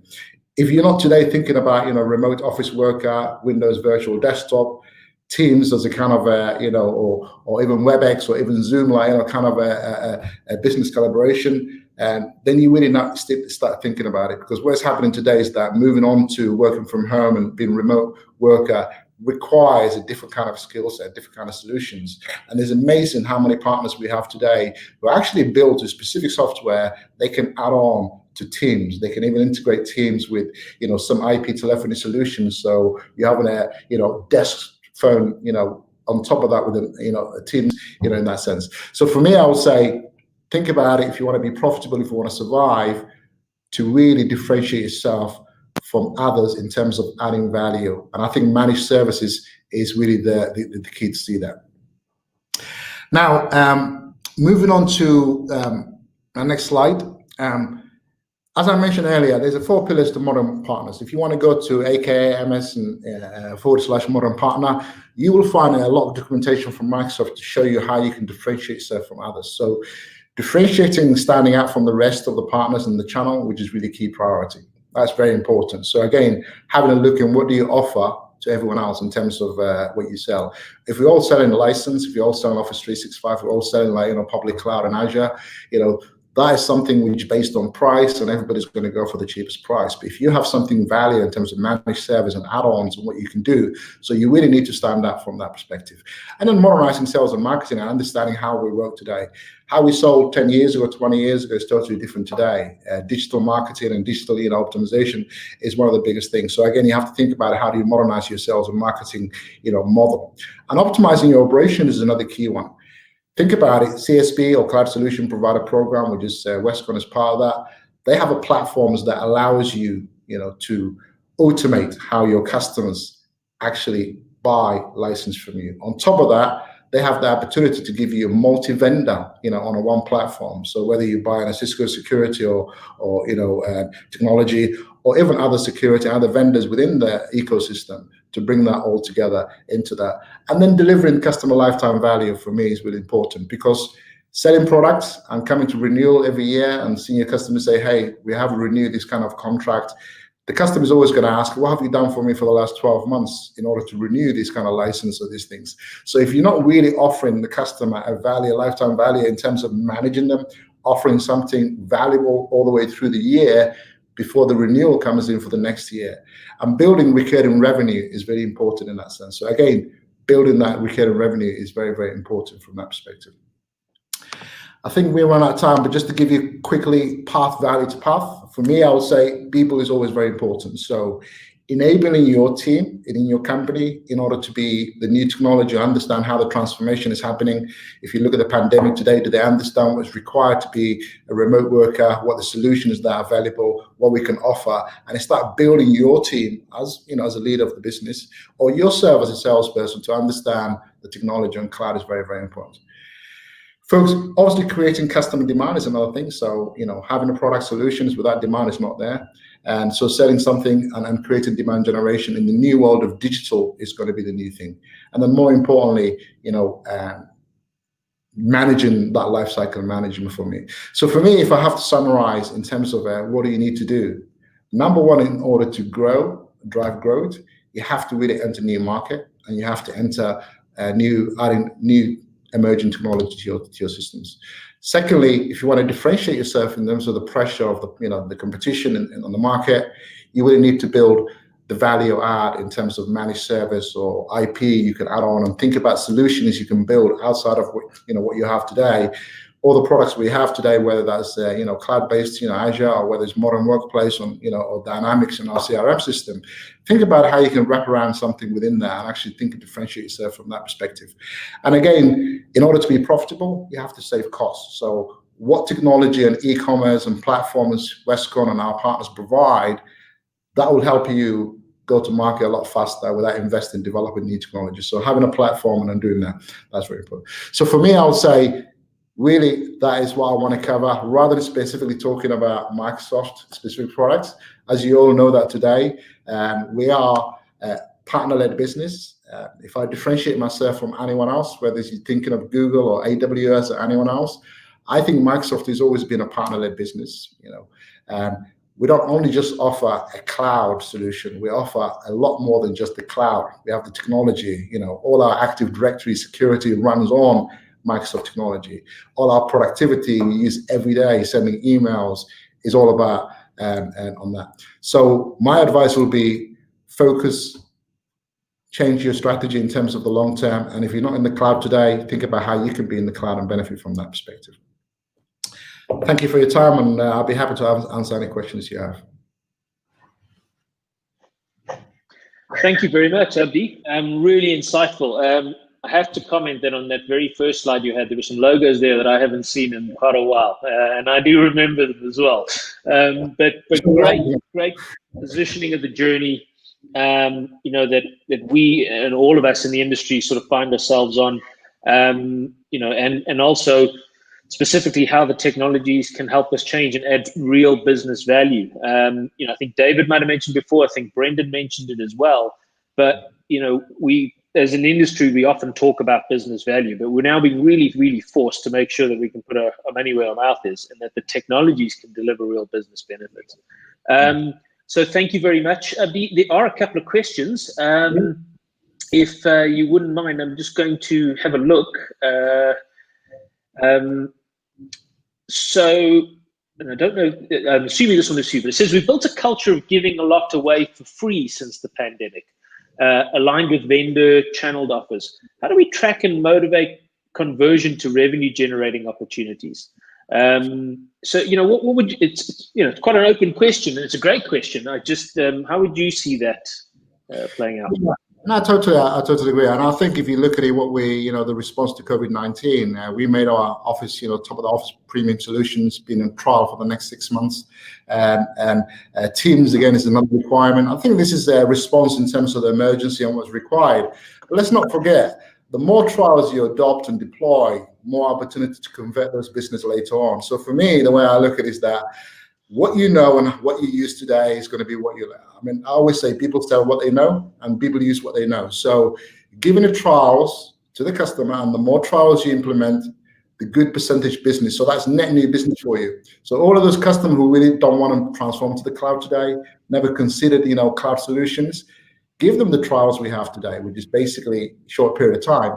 But you have to think about the long term, what that means. If you actually subscribe, if you sign 100 subscriptions on trial today, if you're converting 70, 80% of those in the future, especially where we need today for kind of remote working, is very, very important in that sense. Perfect. Thanks, Abdi.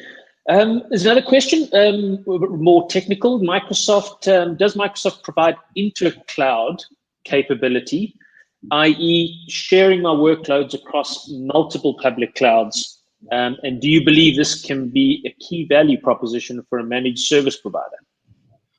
No, absolutely. I mean, people always say, public cloud. Now, if you look at it, you can have Amazon, Google, and Microsoft. We're all offering cloud in that sense. And how do you integrate that? Sometimes people want to back up, if they don't really think about it. So for me, I think multi-cloud strategy is very strong, and that gives you the opportunity to offer the customers kind of the redundancy they need, And even though today's market where we are with all the vendors, I don't think there is redundant because we have multi-data centers and clouds globally, so you can spread your cloud on multiple. The other thing you got to think about is that really the security. The biggest question comes in security and how do we enable that? So having that kind of multi-security, multi-vendor is really important. So you can integrate security vendors on cloud with a public cloud as well. So I'm actually always encourage people, don't just bet on one cloud, always trying to do multi-vendor. So you actually bet in those stuff. There's always going to be 2 or 3, always select those 2 or 3 and work with all of them. I have no objection our partners actually sharing and working with all multi, depends on what the customer's needs are at the time. So that's not, and obviously hybrid is becoming solution. So people will still want to do on-prem as well as a cloud. So again, Microsoft is really in a good position where our technology, especially Azure Stack, you can have it on-prem as well as a cloud, but what you use technology-wise between the two is actually transparent. It's exactly the same technology on-prem as well as a public cloud. So having multi-cloud vendors as well as a hybrid solution is really what I will advise most people to move forward. Thanks, Abdi. And the last question I've got is one that I actually hear quite often, and particularly from resellers in the industry and partners, as partners of Microsoft, is if they're encouraging a multi-cloud adoption, does that not mean that there's risk that the business then moves into the cloud and they don't have the ability to sell services and what they offer around that? So how do they protect their investments they've made with Microsoft, but encourage the agility of their end customers moving into the cloud? I heard that a lot. We have a Dynamics business, which starts on-prem, as you say, and they develop some kind of strategy around that. And then they always say, I build this, and I'm actually, managed service. I'm the only one who can service this business. The reality is that we're in the business of rewarding. So if you look at our structure today, we actually reward partners for providing services on top of supply license. So if you put everything on the cloud, you can still offer a lot of more opportunities in terms of managed services. CSP example is a partner-led model. The customers have to connect with the partner, not with Microsoft. So they always have to go to partner first, and then the partner will be supported by Microsoft. On top of that, we actually give incentives and rewards now for partners being service provider. So our incentive is now moving towards managed service offerings. So the partners will receive 10, 20% based on not the product they sold, but based on they actually helping the supporting the customer providing services. So I think don't let that, thinking if everything moves into the cloud, I lost control. You haven't. Your platform. Our CSP strategy has always been partner-led. So all those partners have to come through the partner in terms of support to actually come to. So there's no direct motion. We only have one direct, which is enterprise agreement. But if you think about CSP in the cloud, honestly, is a partner-led model. So if you're thinking about enterprise, we have EA agreements, and sometimes that's been managed by Microsoft Direct. But we're actually $3 billion today. After 5 years ago, we had no CSP business. Today is over $3 billion. In MEA specifically, it's going to be $500 million this year revenue. And actually, when you combine South Africa and the rest of MCC, we call it Master Cluster, which is the rest of Africa and some of the Mediterranean regions, more than 30-40% of our business will come from there. And South Africa is one of our biggest regions in terms of CSP today when you look at the whole EMEA region. So the opportunity is there. It's just how you look at it. Thanks, Eddie. Fully agree. I mean, we've seen a business grow. We've seen resellers who have grown and delivered new solutions, new offerings. Even though it's all in the cloud, they're still providing a huge amount of value to the end customers to help them on that journey, because it isn't something they can just do themselves. Abdi, thank you again. Wonderful to have you join us today. Really appreciate you being part of the conversation. There's one last sort of generic question that's probably to me, and the question was really around, can we get the slides? Yes, all of the slides from the presentations, as well as recordings, will be available to everybody at the end. So on that note, I would now like to welcome our next speaker, and that is Elmo Hildebrand. He is the PwC Africa Industry Leader for TMT, and TMT is Telecoms, Media, and Technology. And he's going to be talking about how technology is helping break through the COVID crisis from a complete independent view, from an advisory view. So Elmo, welcome to Imagine Africa. Thank you for joining us today. Thank you very much, Rakesh.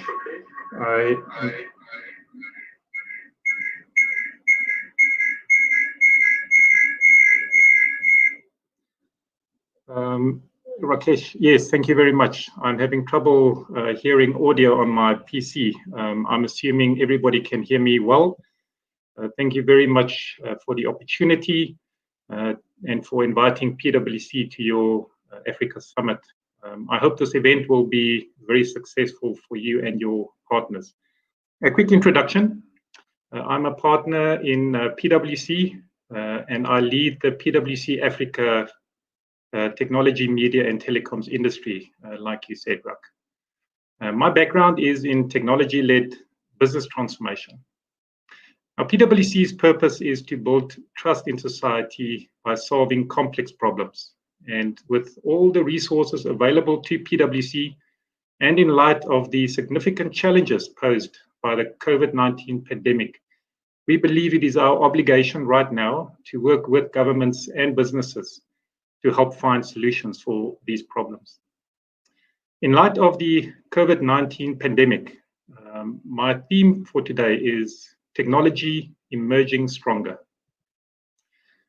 I will talk through 3 topics today. Firstly, I'll cover a macroeconomic outlook focusing on the African continent, and I will hopefully explain why we believe Africa is still an exciting growth market.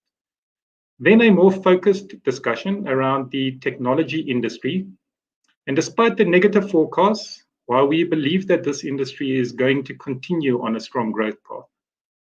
And lastly, I will share perspectives from the point of view of a typical CIO trying to keep the lights on at this time.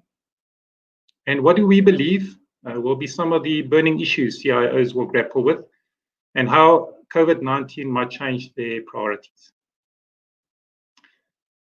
So from a macroeconomic perspective, there is a lot of research and a lot of publications on the potential impacts of COVID-19.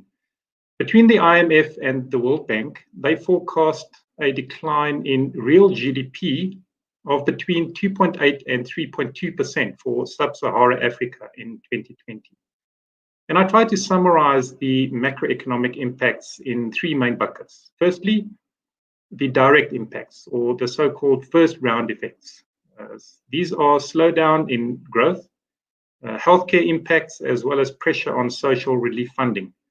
Then the fiscal impacts, maybe slightly better known to many of us. These are, for example, increasing debt levels, falling tax collections, and the increasing cost of borrowing.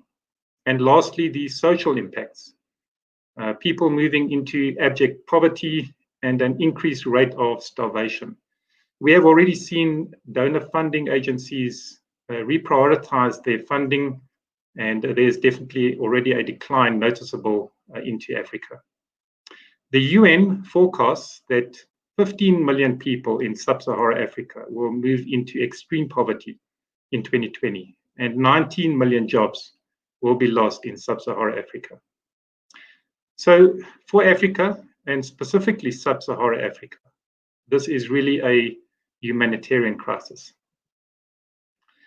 While trends were negative during March and April, many of the African Purchasing Managers indices marked a recovery in May and June, but we are not at the levels pre-COVID to be expected in most sub-Saharan African countries. The PMI index, which is a survey-based indicator, also shows that the majority of the sub-Saharan Africa countries are still below 50 points, which depicts a contraction in economic activity.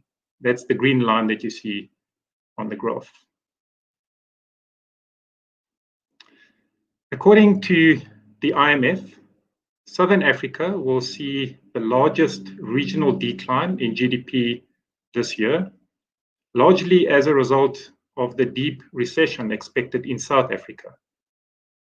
In turn, the East Africa region will experience positive growth rates, and the same for the CFA region, which includes countries like Ivory Coast, Senegal, and Togo. PwC polls CFOs periodically during the COVID crisis, and we provide valuable insights of how business leaders, and many of these are your key economic buyers, how they perceive the crisis and the economic impact it will have on their business. Understandably, approximately 1/3 of African CFOs expect a decrease in revenue and profit, or of more than 25%. Approximately 60% of CFOs believe it will take more than 6 months for their businesses to get back to normal. What is more interesting to us is to note the vast majority of CFOs believe that their companies will emerge stronger from the crisis, and more than 2/3 believe that technology investments will be the key to achieve this. That's quite exciting. It's also not only the 2/3 percentage, but also the difference between how African CFOs compare to the rest of the world in terms of the importance of technology in the recovery. That's about 71% compared to 58% globally. Moving closer to home and the expected impact of COVID-19 on the technology industry. Going into 2020, all indications were that the technology industry was heading for another year of strong growth after many years leading up to 2019. There was definitely good growth forecast. And for the first time in many years, for instance, there was even an increase in the net new headcount, finally outstripping years of automation and software as a service and cloudification. When the crisis hit, all the assumptions and forecasts for the technology industry had to be adjusted, and in light of so many people venturing a guess as to what's going to happen, it really depends on who you want to believe. I believe if one considers the history, it can tell us a lot about the perspective of this challenge, of this crisis.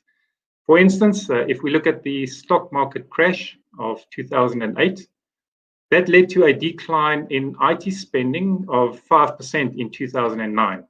And it took 3 years to recover, and IT spending grew by 15% in the 5 years from the highs in 2008.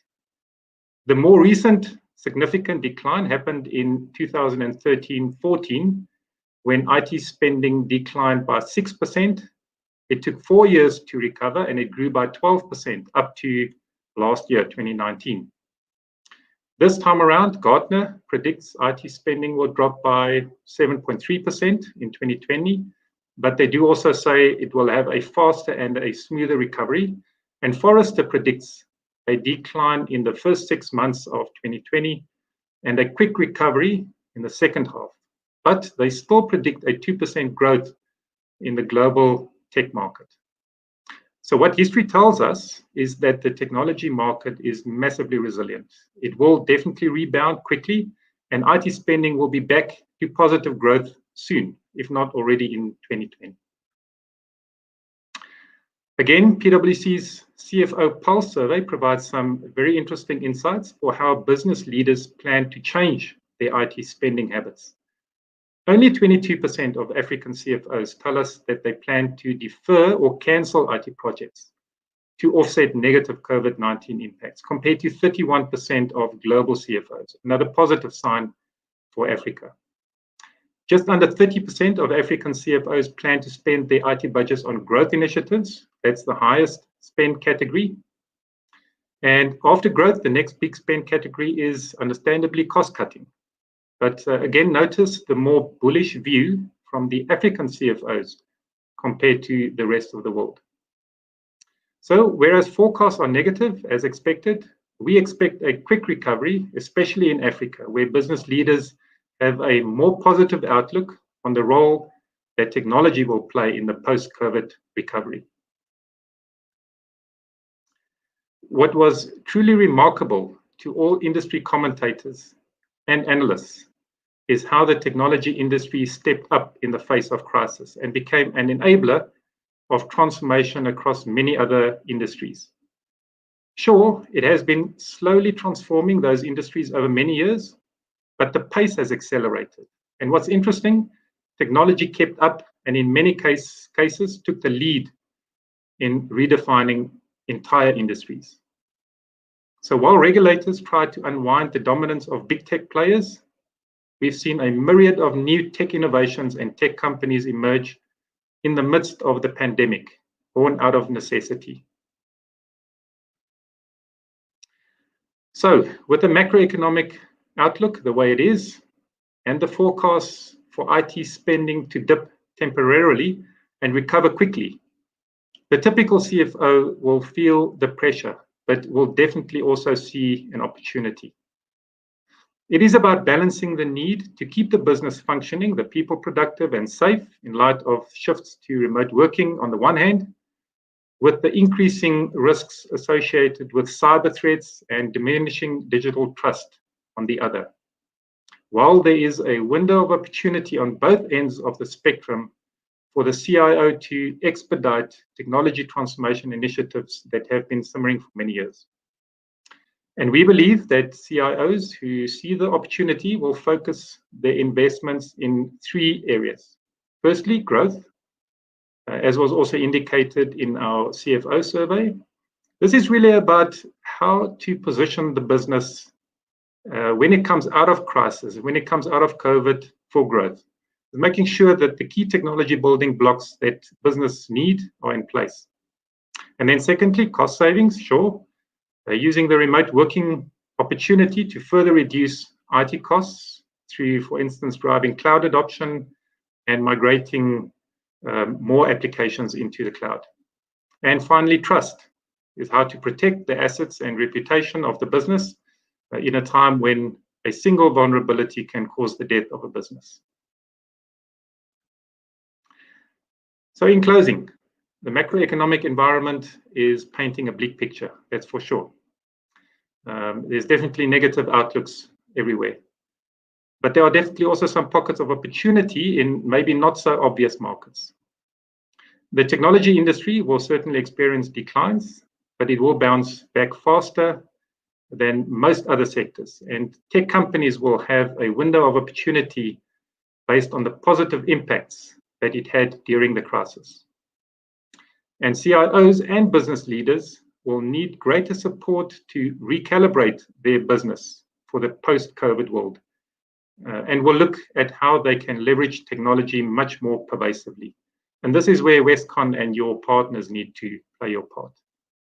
Ultimately, when we remind ourselves of the massive humanitarian costs of this pandemic, it is clear that whenever we deal with customers and clients, there will be a greater need to show care and to demonstrate a much more personal understanding of the challenges that they face. Rak, I want to thank you, and maybe just a note, I have no audio from the studio back to myself. I'm going to switch off my screen sharing and then follow the comments, if that's fine. Okay, no, thanks, Elmo, and sorry for that. But I'll talk to you afterwards and make sure you hear my comments. Thank you very much.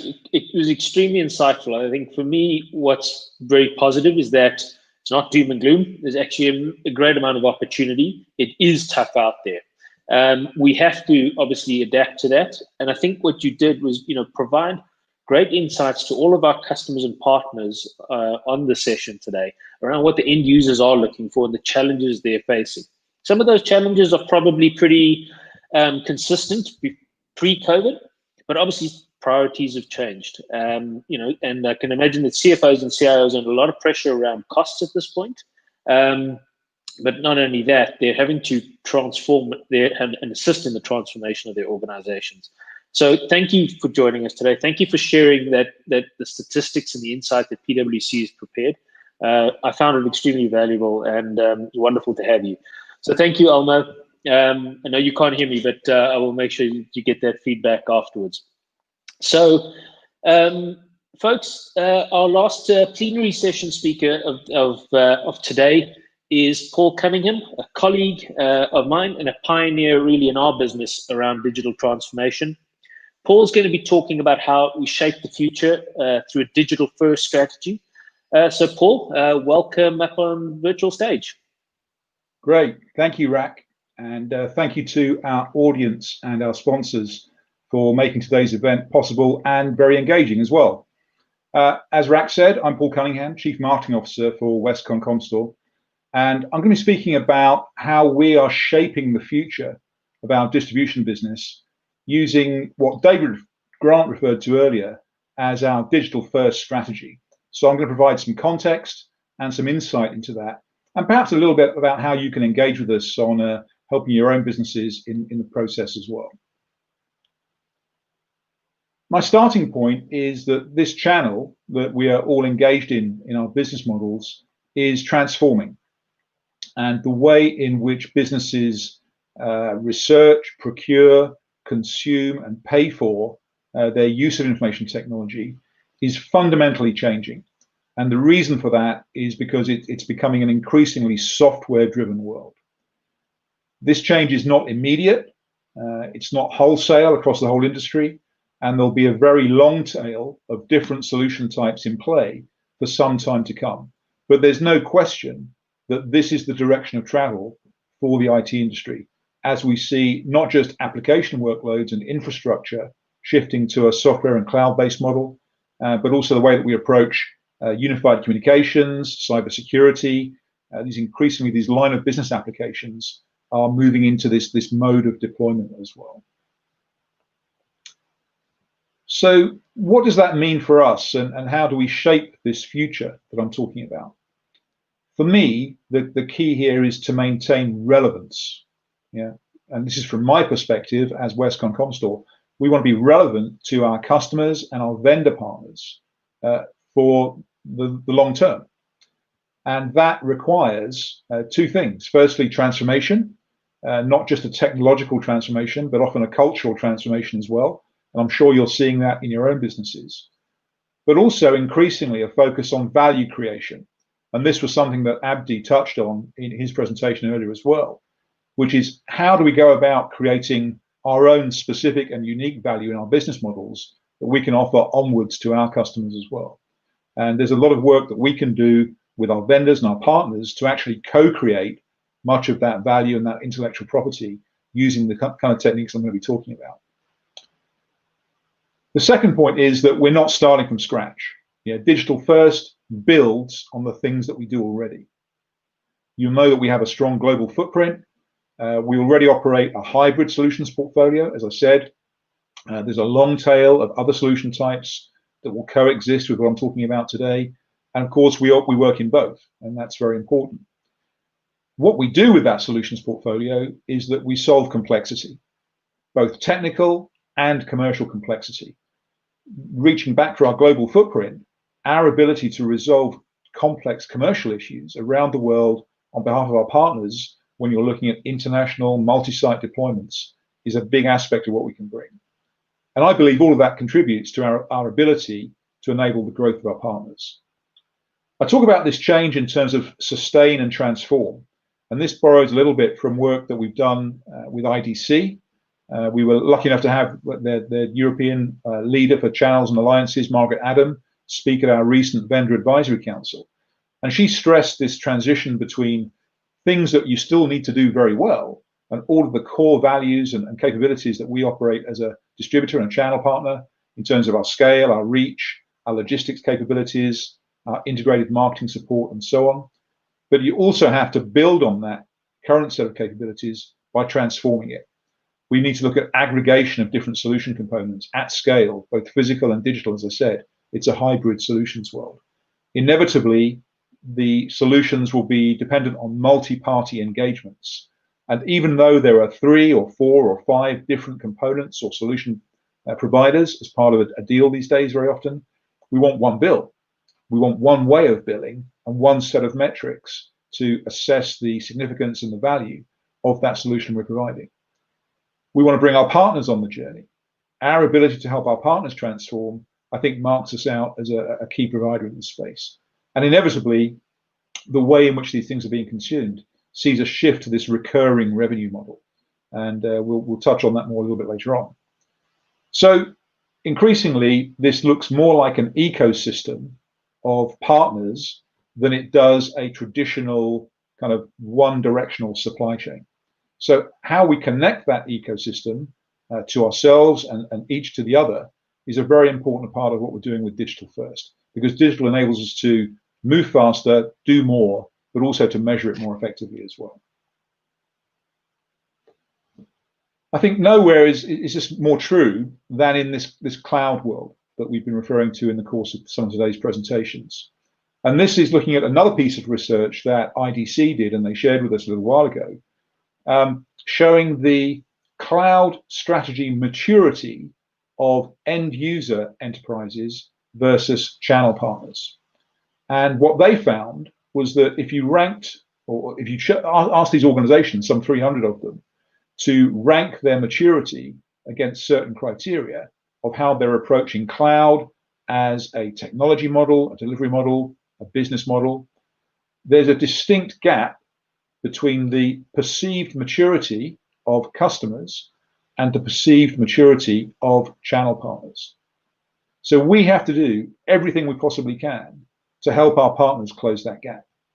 In the next 2 years, IDC is predicting on this basis that as many as 30% of IT channel partners may not exist in the form they do today, whether that's through consolidation, merger and acquisition, or simply falling off the map remains to be seen. But clearly, addressing this gap in perceived maturity around cloud strategy is a very important thing for us as a community to address. And building those new business models and developing propositions at speed and scale will be the things that are absolutely necessary to thrive in this changed landscape. And again, I think we've heard of that from some of our speakers today as well. So one of the first and simplest things we can do is to help effect the transition to this new way of working. And we can do that by taking away what we might term the heavy lifting and some of that complexity that I referred to, associated with recurring revenue and consumption-based delivery models, which means that you, as a partner, can really focus on understanding, building, and growing your business. And we do that through a combination of platforms. We have digital platforms out there into the marketplace, facing our customers, enabling some of that complexity to be resolved. We often obviously bring skilled and experienced people in this business model to bear on those challenges for you.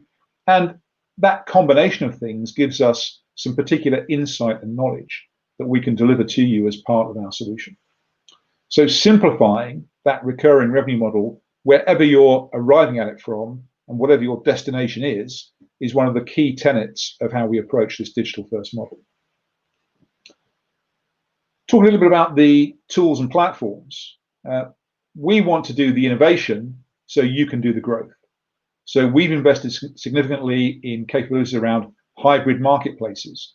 It isn't a cloud-only world. It may be digital first, and in some cases cloud first, but those residual parallel solutions based on hardware, traditional software licensing are not going anywhere anytime soon. So this hybrid capability is very important. Other areas of significance are things like analytics.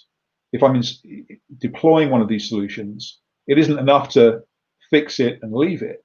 I want to maintain a consistent dialogue with the customer based on my understanding of their usage of those software technologies. So I can address things like tech refresh, address things like expansion of that software base inside the target organization. We support that with product knowledge bases, partner reporting on behaviors and performance, monitoring the services themselves as they get deployed, offering the ability to govern services, to scale them up or down, doing that in a way that addresses hybrid cloud, something else we touched on in some of the discussions earlier. And as I said in my earlier comments, no matter how many partners are involved in the delivery of this thing, the idea that we can provide a unitary, single, unified, consumption-based billing and metering model for these more complex solutions is absolutely paramount to success. So those are just some of the capabilities that we can bring to bear for you in our digital platforms that will help you make this kind of transition. One of the key elements of this is what we call our Partner Success Center. And I'm not going to get into the detail of every single feature of the Partner Success Center, but essentially it has 4 key components. The first are the things that you'd probably expect, the base services. So how do our pre-sales guys engage with you on designing and helping you understand viable architectures for these kinds of solutions? When we get into the commercial understanding and explanation of those things, what exactly is the procurement model? How do we build margin into these deals? What kinds of billing assistance do you need, depending on the portfolio mix and the vendor mix that you're bringing to bear in that solution? How do you handle credit and local currency issues? How do you get started as an organization if you're not familiar either with the technology as a whole or a particular vendor that you're bringing into the solution? And again, the traditional things, the things that we're sustaining as part of this model, our marketing, our sales, our technical training, and the way in which we assist through the onboarding and acquisition processes, both on behalf of our partners and their onward customers as well. We build on that through the tools and platforms. So the way in which we offer revenue management capabilities, revenue forecasting capabilities, the way that we help you analyze the inherent security of the platform, as well as its compliance with local regulations or industry regulations, an analysis of buying patterns, subscription and usage patterns, and enabling you to optimize platforms for your customer and for similar customers in future as you start to build out templates and reference models for these technologies is a big part of the offer. And how to size, how to predict what typical workloads might look like in some of these platforms, again, is very important. So enabling you to not just get started, but then to grow and expand your capabilities around these kinds of offers is a key part of what we do in the Partner Success Center. Inevitably, the more you get into this marketplace, the more you affect the transition, you may want to get involved in managed service discussions with us. Have us help you build your own managed service capability or complement that with our own capabilities to help you front that into the marketplace as well. And the ongoing training and knowledge development that's required to keep you in the forefront of technology trends and the capabilities that they offer.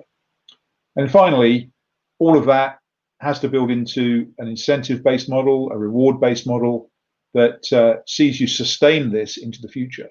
So building in enterprise software arrangements with us and our vendor partners, making sure that marketing development funds are not just flowing, but actually used in a way which is effective for your particular business model. Are there programs available for you that will accelerate your entry either into a market or into a particular vendor community? Again, these are things that we can assist with as part of our Partner Success Center and our Blue Sky programs. The key thing here is that we believe very strongly that you should be developing your specific capabilities. We work with a very diverse range of partner types, both on the vendor side and the channel side of our business model. And we've learned that each of them arrives with a particularly unique view of their own business, their own opportunities, their own capabilities.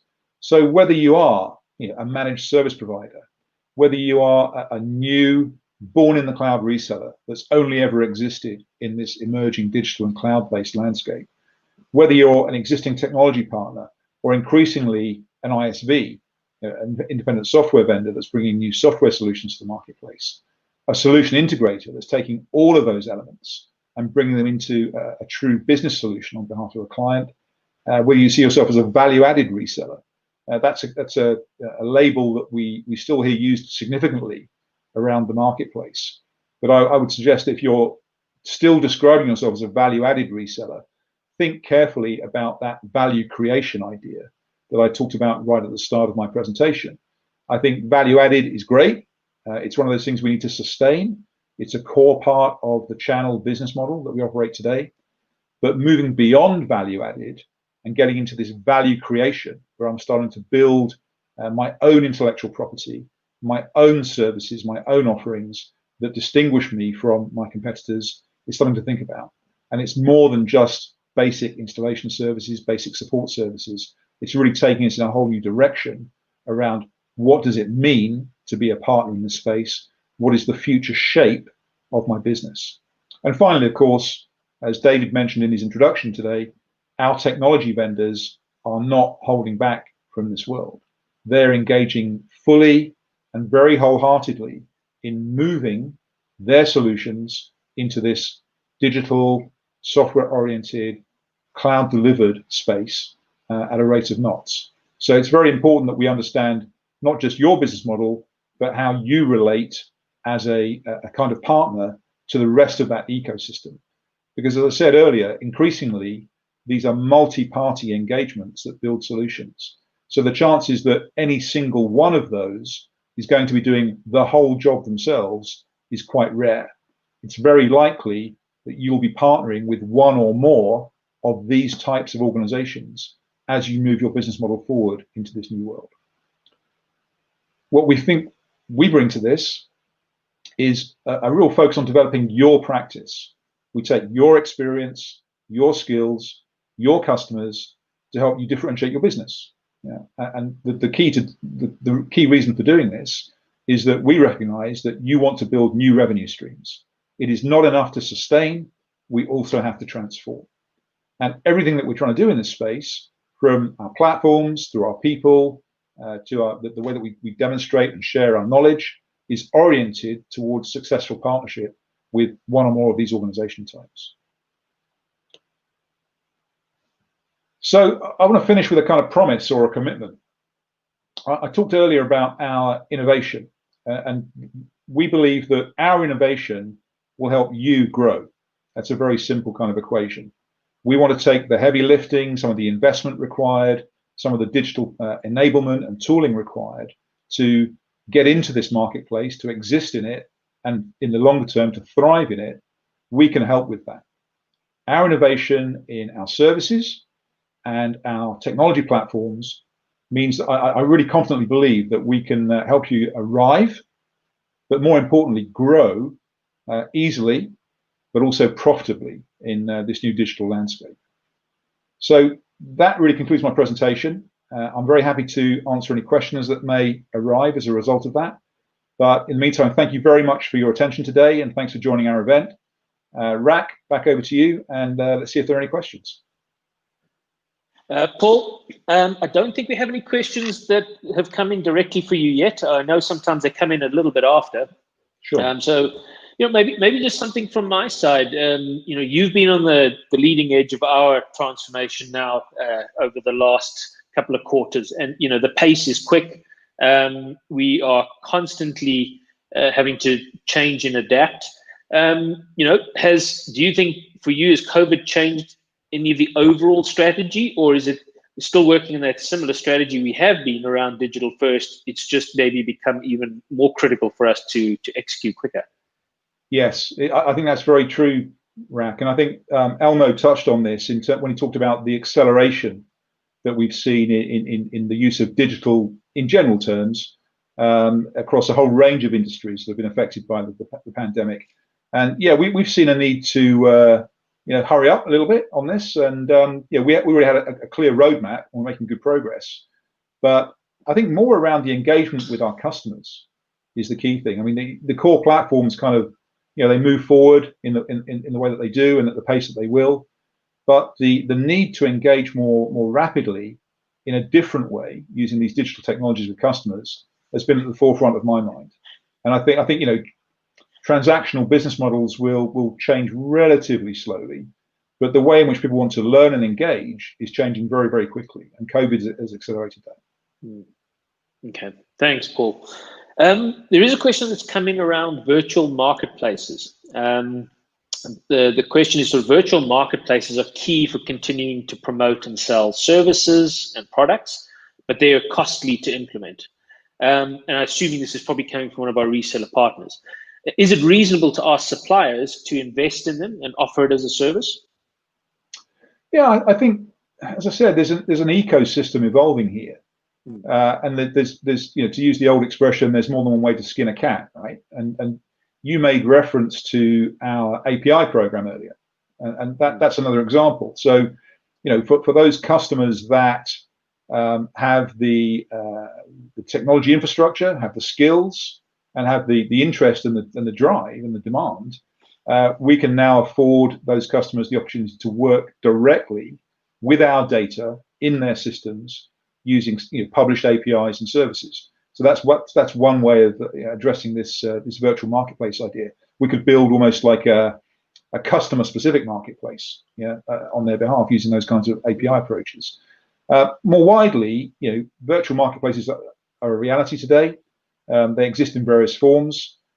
We certainly have the ability to offer this hybrid marketplace from our point of view for our vendor partners and for our customers. We would see the potential to operate in other virtual marketplaces as they evolve. It's a fast-moving and very interesting field. So I think they're essential, they're inevitable, but we don't see yet one particular model just coming to dominate and be the only place or the only game in town. I think there's various ways we should be approaching this aspect of commercial and technical integration, and we're trying to work on 2 or 3 different fronts to do that. Yeah, absolutely. Thank you, Paul. Paul, thanks very much. Really appreciate you being part of the event today. It was great to have your support and helping put it together as well. So, ladies and gentlemen, this does bring to the end sort of the plenary sessions. I'd really like to thank David, Brendan, Abdi, Elmo, and Paul for their support and for the great insights that they've provided in the topics. There were a couple of other questions that did come through a little bit late for some of the presenters. There's 1 or 2 I can answer now, but if there are any more, we will collate them and make sure that we send out responses to everyone. If I can just quickly go into those. The first one was, how can Cisco support SME-focused resellers to specialize?